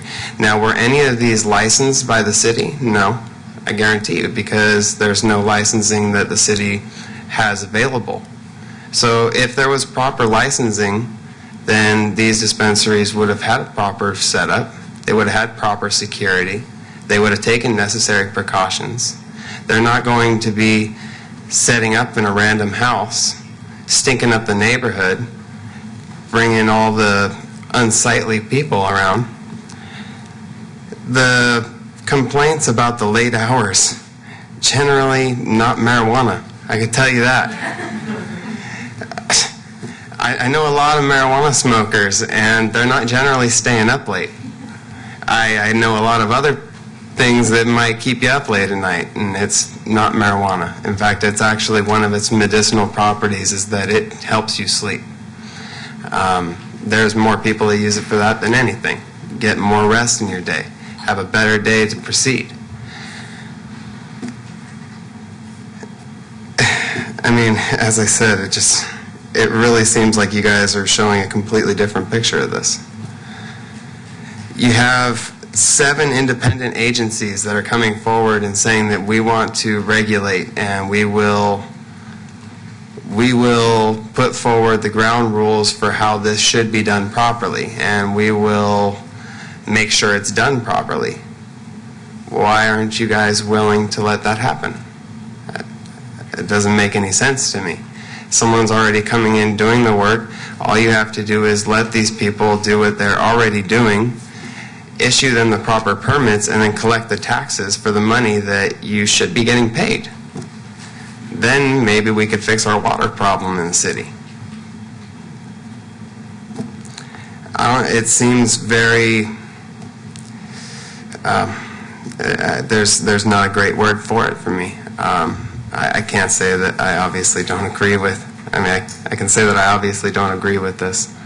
I think that definitely, as it's already been said, I think that this March time frame that the city of Los Banos is going to lose control over what's going to happen with this is maybe incentivizing a rush towards this when we're not even thinking about the effects of this on our community.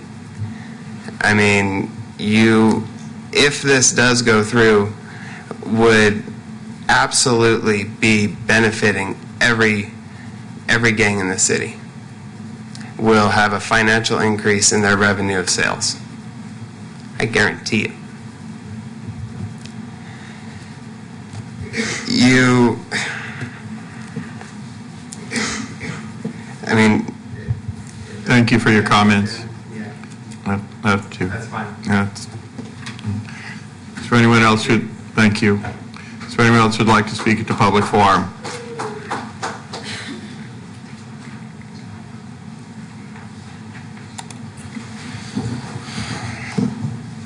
Robert Rosales from Los Banos resident again. Just to help some of the other people that commented on the tax revenue and stuff, Colorado actually collected $2 million in tax sales from sales, basically, in 1 month. $2 million in 1 month. That's $24 million in a year, if it stays that low. And as most marijuana smokers know, that obviously increases around April, 4/20, and October, harvest time. Just to touch on some of the things that were said by in law enforcement, the chief and stuff, he said 4 of 27 grows were supposedly, they were busted, were supposedly legal. They weren't. Those should not count against those that are trying to be legal. The other person representing the sheriff's department showed a bunch of weapons. Yeah. Who doesn't have a right to protect their property? Don't cattle ranchers do the same? You know, when a fox or something tries to come kill their cattle, they have a right to shoot it. Do they not? And who, if I could get a response to this, who was the one that brought this to the forefront, or is this just because there's a deadline and you want to have your foot in the door so you can make a claim later on down the road? Because that's what it seemed like. If you don't speak up now, you can't speak up or forever hold your peace type deal. So they're complaining about fences being built so high. I see no difference between that and planting pine trees that grow 50 feet in the air. Same thing. It obstructs views. I don't want to look at trees. I'd rather look at a nice garden. And the sheriff officer also spoke on that it's actually a Schedule I drug. I'm surprised he didn't know that. It's not a code. It's Schedule I. Just another drug that's also Schedule I is heroin. Come on, we're putting a plant in the same category as heroin, which is a manufactured drug. I have a neighbor here who actually lives 2 houses over and across the street. I have 12 plants growing in my property right now. I'm not afraid to say it.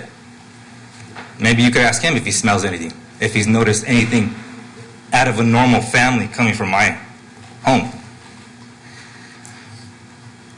And my heart goes out to the people here. I don't have those serious issues.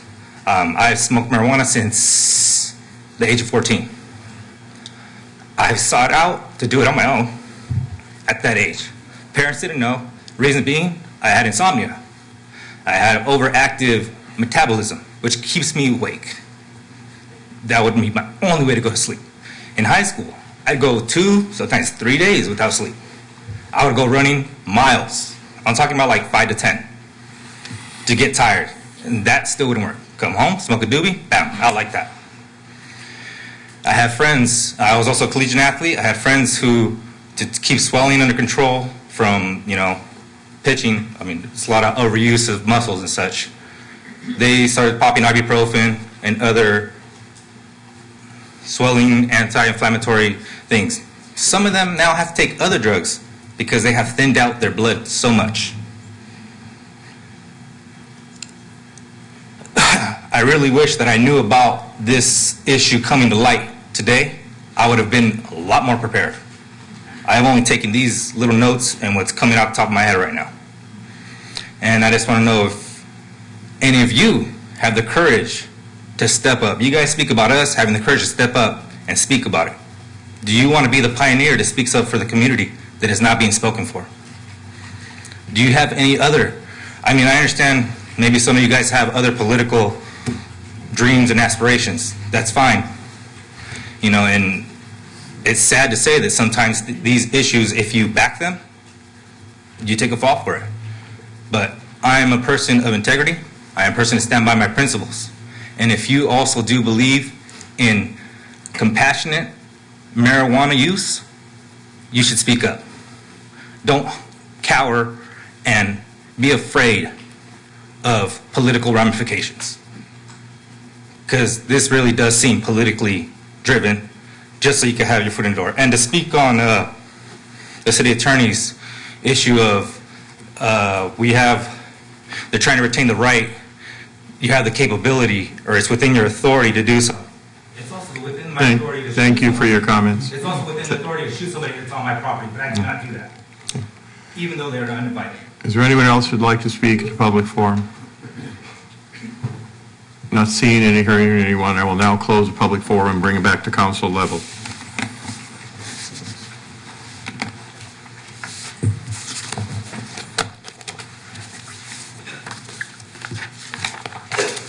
Council, any questions of anyone this time? Yes. Chief, I heard you say something earlier when after a few people had spoken, and I get that we're not taking away anybody's right to continue to use medical marijuana, but you had made another statement. Could you clarify that for me? What you meant?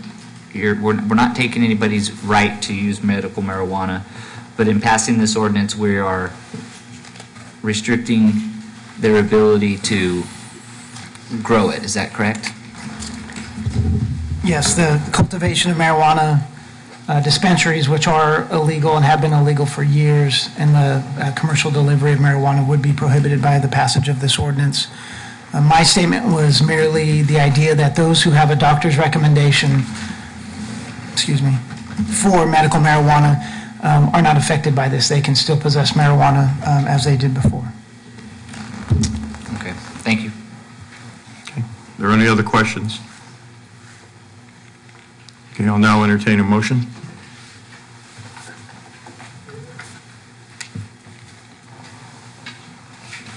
Mr. Freya? Mayor, I'll move to waive the first reading of ordinance number 1142 as read by title. Okay, do I have a second? Mrs. Lewis? I'll second the motion. Okay, it's been motioned by Freya, second by Lewis, to waive the first reading of ordinance number 1142. All in favor? Aye. Any opposition? None. Carried. Mr. Freya? I now move to introduce ordinance number 1142 as read by title. Mrs. Lewis? Second. It's been motioned by Freya, second by Lewis, for the introduction of ordinance number 1142. Mrs. Director Maloney, roll call vote. Korea? Yes. Lewis? Yes. Silvera? Yes. Stonogrove? Peralta, Yes. Motion carried. Item number 9, consideration of adoption of City Council Resolution number 5718, revising the schedule of landscape irrigation from 2 days a week to 1 day a week. And we'll go to, we're going to go Director Fachin. Oh, sorry.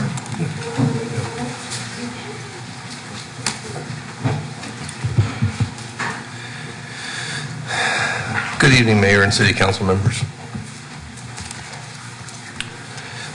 Tonight, staff is asking that the City Council adopts Resolution number 5718 to go from 2 days a week for outdoor irrigation to 1 day a week.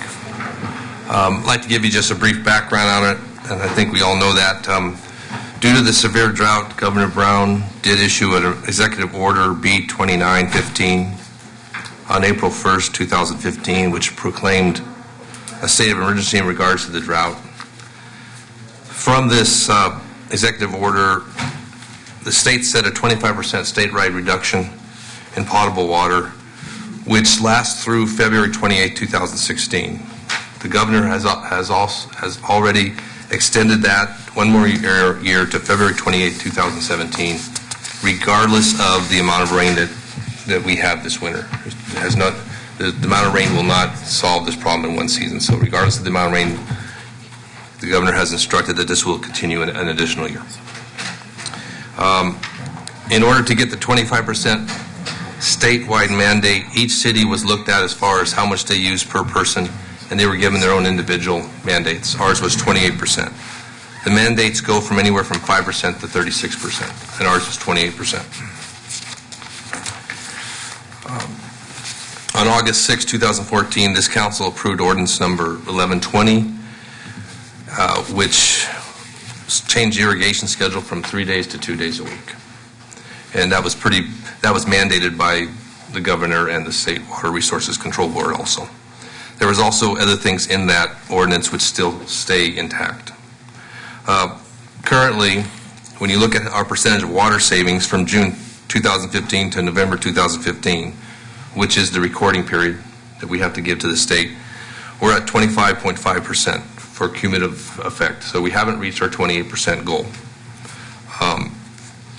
I have talked to the Regional Water Quality Board on this. They have talked to me about this. They have the capability to fine any city that doesn't reach their goal. They seem to be only fining those cities that aren't responding at all, that don't seem to care about the goal at all. But they have talked to me about several things. One is, why haven't we limited winter watering to 1 day a week, which is what we're going forward to. And the other thing was increasing admin fines. We're not at that stage yet. They are happy that we do admin fines. We actually have the lowest admin fines of, I think, almost any city in California, although I haven't looked at every city. We are approaching 1,000 fines at this moment, with about 10 to 12% are repeats. So what we're asking, in order that we try to reach our mandated 28%, and we show the state that we are working towards that point, I'm asking that we go forward with this resolution, which is allowed by code to go on resolution on irrigation hours, and I did include that code in here for you. To only 1 day a week. For even numbers, that would be on a Sunday, and for odd numbers, it would be on a Saturday. So there would be no watering Monday through Friday at all. The restriction of no watering from 11 to 7 would stay in place. There's one more item that we will be doing, and this is a state mandate also. You are not allowed to irrigate by the state mandate 48 hours after any measurable rain. So basically what that amounts to, if you get a rain on a Friday, there's no irrigating all week long.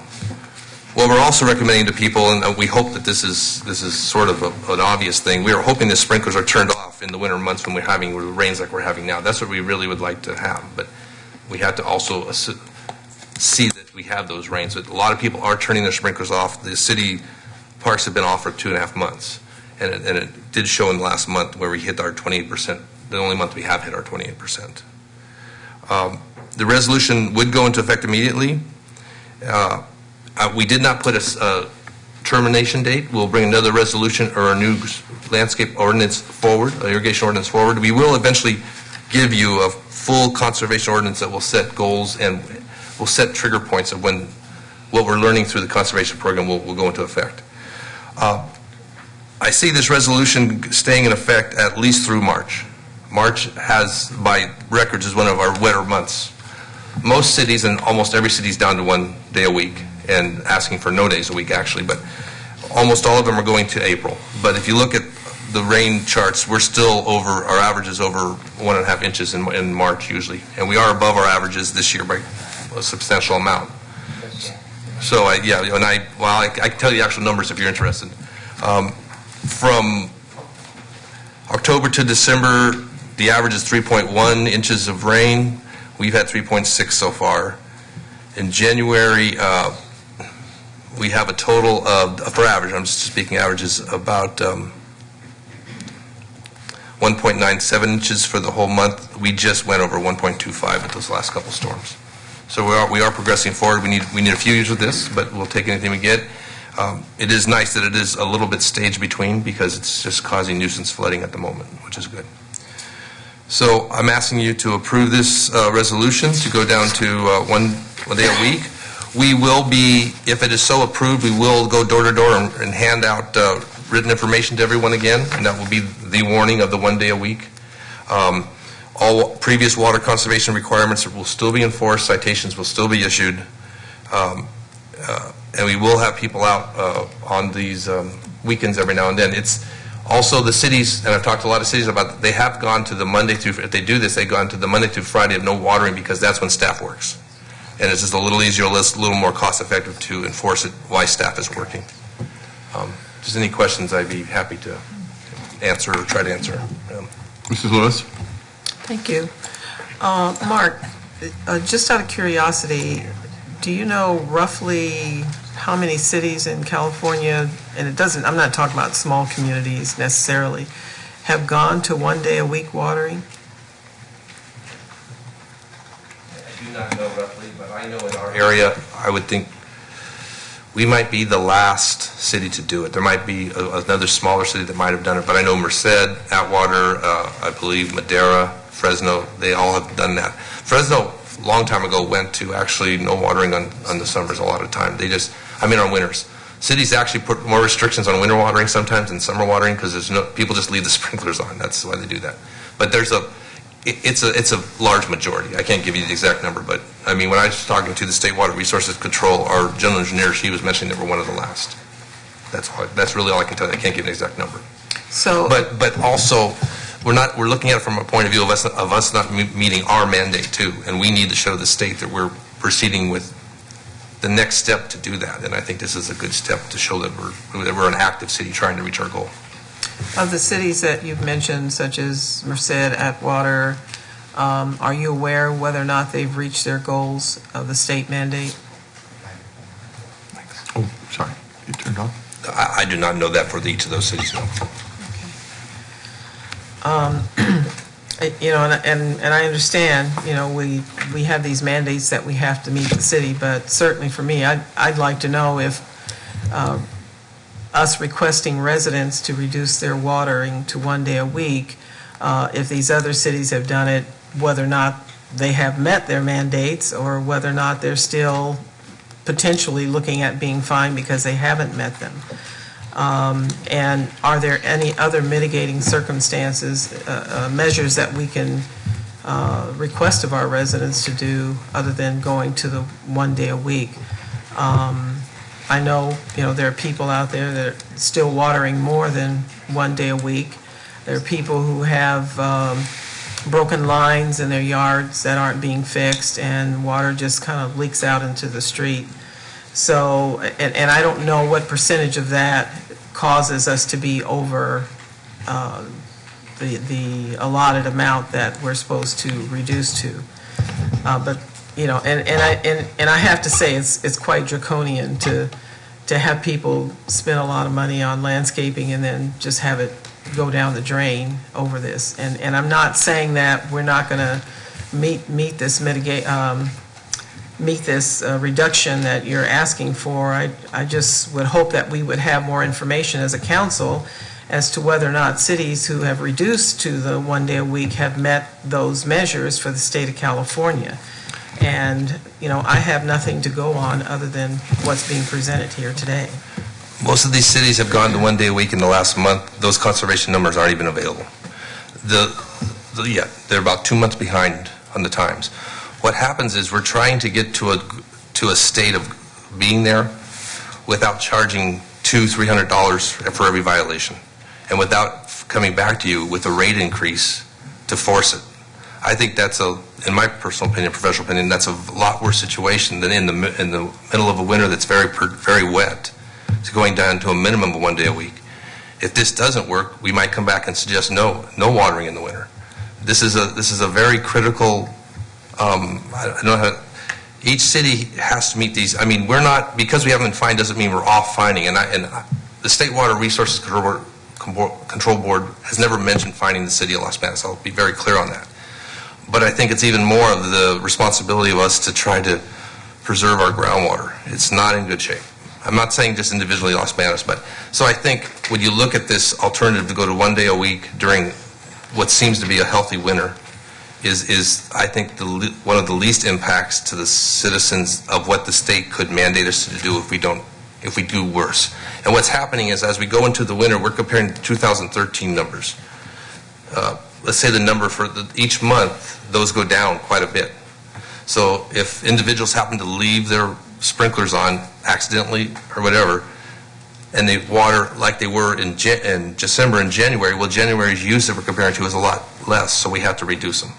I mean, that's just the professional suggestion I'm suggesting at this moment. But like I said, most of these conservation numbers for cities, I don't know the difference of how that 1 day a week went, because Madera, I think, was a month ago. I'm just using this we have someone that lives in Madera. So I'm not sure, those numbers aren't out yet. They're like 2 months behind. So I can't answer that particular question for you, though.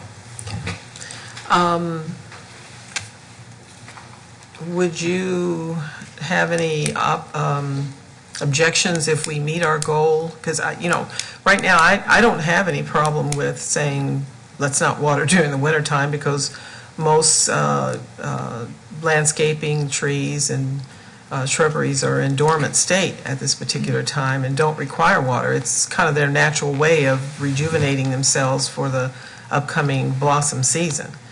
And certainly that would be a way of saving water for our community, is not to have the wintering water for whatever period of time that the city deems necessary. I just, with the hot summers down here, I just find it a little bit difficult to see people losing plants, and plants produce oxygen, which also eats up the carbon monoxide in our communities. So it just really seems like we're throwing our communities into a state of emergency as far as air quality control is concerned. So that's just my take on it, and I wish I had more information to make this decision about going to 1 day a week. But I do have to say that winter watering, I don't really see an issue with not having that and having a good savings of water in that particular time. I totally agree with you, and I know that from the parks, even from a park standpoint, 1 day a week in the summer, we might as well turn them off. We're going to lose the parks. So I don't envision 1 day a week through the summer at all. But what we have is, if we're going another year, it's a cumulative effect. So right now we're 2.5% over the last summer and this year. So if we can make up some ground in the winter when we're having the rain, that will help the summer months, because it's not you save, it's 2.5% over a cumulative. So we're quite a bit below the gallonage. But like I said, I see this as going through March at the latest, early March is what I see coming back with the resolution to you. And I will say most of the other resolutions I see are April, because they just go for the winter months. But when you look at our rainfall, average rainfall, March is just, it's 1.5 inches. That's a lot of rain for us if we get that. And we're supposed to have late rains. It's not hard to bring this back to you if that reverses back and we don't get these rains. I mean, I can bring that back to you. That's not an issue. And I can bring back what the conservation effort was when I bring that back to go back to 3 days a week. And then the council can decide, are these measures adequate to stay away from a possible fine, or are we more interested in watering more?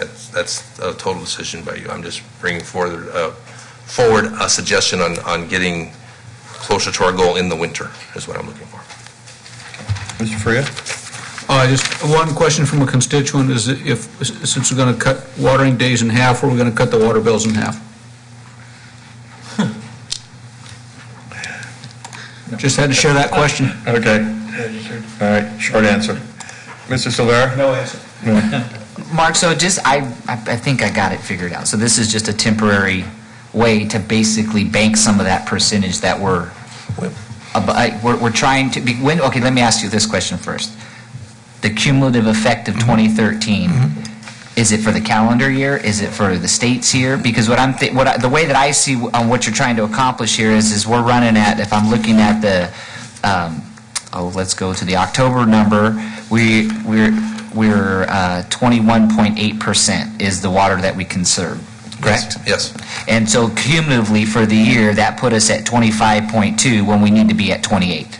That's correct. So if we go to 1 day a week in the winter months, we hopefully will increase that cumulative number so that when we do get to the month of, let's call it here, we went to like June or July or August, when we were at 24, maybe hopefully I guess the way I'm looking at it is we're banking. Well, it's not even, banking's correct, but it would be really nice if we could actually, and I'm not saying the citizens aren't doing it, there's 95%, 90% of people doing great. We're trying to keep doing that November number, 20%. We may never get to the 28 cumulative because that's a lot of savings. That's over 30 in order to come back and get a year. Yeah. But it shows the state we're doing something. I didn't hear it all from the state until that 21.8% number hit that, and I heard that I heard within hours of when they got our number. What are you doing? And we're starting measuring in June. That's the first month. I'm giving you when we started measuring. So I guess it would be June to the end of May would be 1 year. And then, okay. Although they do say February, it was February, so they're only going February. So they do it odd. So, but that's what we're trying to do. We're trying to get more of those 27.7s and 28s. That's what we're trying to do. Very good. Okay.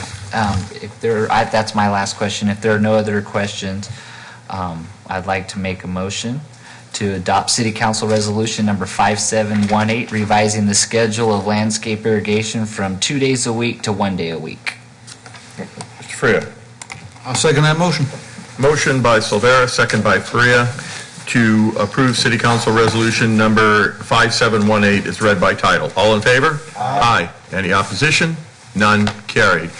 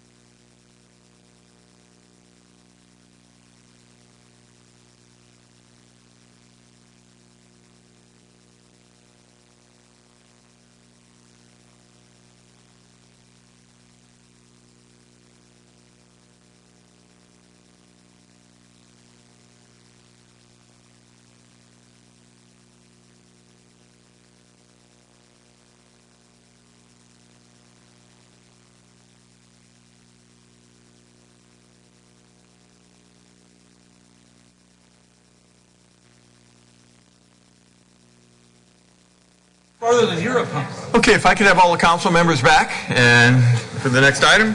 Crazy, same hemisphere, but way down.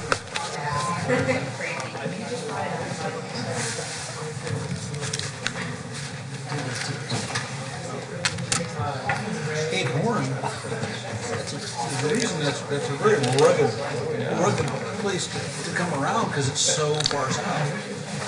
You ever watch Master and Commander? That movie years ago? Okay, we're all back. Item number 10, consideration of selection of executive search firm for the city manager recruitment, to be continued to the January 7th, 2016 adjourned meeting. City Attorney Vaughn. Yes, this matter is before you tonight, and we've asked for a continuance to allow Ms. Stonegrove to weigh in on the discussion. So we're asking that the matter be continued to what we're expecting to be the adjourned meeting of tomorrow at 5 o'clock. Okay, thank you. Any discussion? And yes, we'd like a motion to Yes, I've got Ms. Freya? Oh, I was just, if there was no discussion, I'd go ahead and move to continue item 10 to the January 7th adjourned meeting. Mr. Silvera? Second. Motion by Freya, second by Silvera to continue the meeting to January 7th adjourned meeting. All in favor? Aye. Any opposition? None carried. Item number 11, let's go to advisement of public notices, 2 reports. Senior Planner Elms. Thank you, Mr. Mayor. So we have 2 public hearing items. The first is a proposed ordinance for temporary uses. If you recall, several months ago, back in September, we proposed an ordinance that was for special events. That is taking the place of where temporary uses is in the code, but we felt appropriate that it should be called special events and that we redefine what temporary uses are. So we have this temporary use ordinance that is purely for private property, whereas that special events was specifically for public property, if you can remember back to September. This item did go to the Planning Commission back in August and was recommended for approval to the City Council, but we are bringing it back to the Planning Commission after some discussion with the Police Department regarding code enforcement and enforcement of this particular ordinance. Myself and the City Attorney are also taking another look at this and other issues of temporary uses that are occurring that we'd like to clean up, and we'd like to bring this back to the Planning Commission for one more review and then bring that back up to the City Council. So that will be coming in the future too for your consideration. And then the second public hearing is for a tentative parcel map. This is at 2160 East Pacheco Boulevard, which is in the College Plaza. That's the Food for Less shopping center. There is an empty pad in between Family Dollar and the shopping strip with the multiple tenants, and which Family Dollar is now Dollar Tree. This would be preparing the property to become more marketable, to create its own independent parcel out of the entire project site. So these public hearings will be held on Wednesday, January 13th at 7 p.m. here in the council chambers. Just to be clear, so I don't get any people calling me, this is not another dollar store, it's just preparing a parcel. It's preparing, the dollar store is already there. Yes. It's Family Dollar, so I'm just trying to explain the location of where this parcel split is at, but it's just a parcel split. It's just a, yes, that's just a location of an empty piece of property. To prepare the land for marketing to sell, all right. yes. Okay. All right. Let's go on to item 12, City Manager's Report. Mr. Kerrigan? I don't have a report tonight, but Chief Breezy, I do need you for 1 minute after the meeting. So don't run off. Okay. I know, while you're by the door. Okay. Let's go to item number 13, City Council Member Reports. Tonight we'll start with Mr. Freya. Thanks, Mr. Mayor. I don't have much tonight. The Christmas trees, green cart, cut them up. And finally, Mr. Kerrigan, we want to wish you the best on your future endeavors. And we know we'll be seeing you. Yes. You'll still be in the neighborhood. Yes, I will. Thanks. Thank you. Mrs. Lewis. I have nothing to report this evening except to wish our city manager the best on his new job, and thank you for your services here. Mr. Silvera. I have one thing. Vondale McKenzie is feeling a little ill tonight, so she wasn't able to make it out, but she passed this along. The NAACP and the Las Banas Kente Women's Club invite you to attend a Martin Luther King Jr. March on Monday, January 18th, 2016. The march will start at 11 a.m. in front of Las Banas City Hall, located here at 520 J Street, and it will conclude at the Las Banas Arts Council, 1105 5th Street. And you can contact Ms. McKenzie at 761-1834 or 826-2866 if you have any questions. And I, too, want to wish Mr. Kerrigan all the luck in the world in his new job, and I enjoyed working with you, sir. Thank you. Okay, and I, too, want to wish Mr. Kerrigan a very successful time in Merced. He was an excellent city manager while he was here for the last 3 years, and we really appreciate your services. Don't tell him all our secrets, okay? Absolutely. All right. and I think that Merced is lucky to get him, and they're going to have a great experience the same way we did. During Christmas time, Jerry O'Banion and I, and Mrs. Lewis, were you there for the senior citizen dinner? Can't remember. Yes, and we had time serving the Golden Ages dinner, which was a lot of fun during Christmas, right before Christmas time, and many people attended. If you are not a member of the Golden Agers, please consider joining if you are a Golden Ager. And I think it was a lot of good camaraderie and just fun talking to people from who have been here a long time, people that have been here a semi-long time, and then people who just moved here. So if you get a chance, please go to our community center, and they can tell you when the next dinner is for the senior citizens. And again, tonight, congratulations to all the recipients of the proclamation for the service that they provide to Los Banos. We can't get along without you. We're looking for more people to provide services. Hi, Palmer. Good to see you, another one of our commissioners. And we appreciate what you've done. Please continue to do it, and we want more people involved. And again, one of the ways that if it isn't a commission, you can get involved in Vital, get involved in our community center, and I think it's highly enjoyable and greatly appreciated by all. So with that, I'm going to go to item 14, closed session, public employment, city manager pursuant to Government Code Section 54957, and to be continued to the January 7th, 2016 adjourned meeting. And I'll make the motion, if that's okay, to continue to the January 7th meeting. Do I have a second? Mr. Freya. I'll second your motion, Mayor. Okay, it's motion by the mayor, second by Mr. Freya, to continue item 14, public employment, city manager pursuant to Government Code Section 54957 to January 7th. All in favor? Aye. Any opposition? None. Carried. Item 15, adjournment. Adjournment to 5 p.m. Thursday, January 7th, 2016, the Las Banas City Council Chambers, 520 J Street. Las Banas, to consider the selection of an executive search firm for the city manager recruitment and to hold a closed session, public employment, city manager pursuant to Government Code Section 54957. And I need a motion to do that. Mrs. Lewis? I'll make the motion based on your recommendation and statement. Okay, I have a second. Mr. Silvera? Second. Motion by Lewis, second by Silvera, to adjourn to 5 p.m. Thursday, January 7th, tomorrow. All in favor? Aye. Any opposition? None. Carried. Meeting adjourned at 9:18. I saw those guys get up over there. It's over.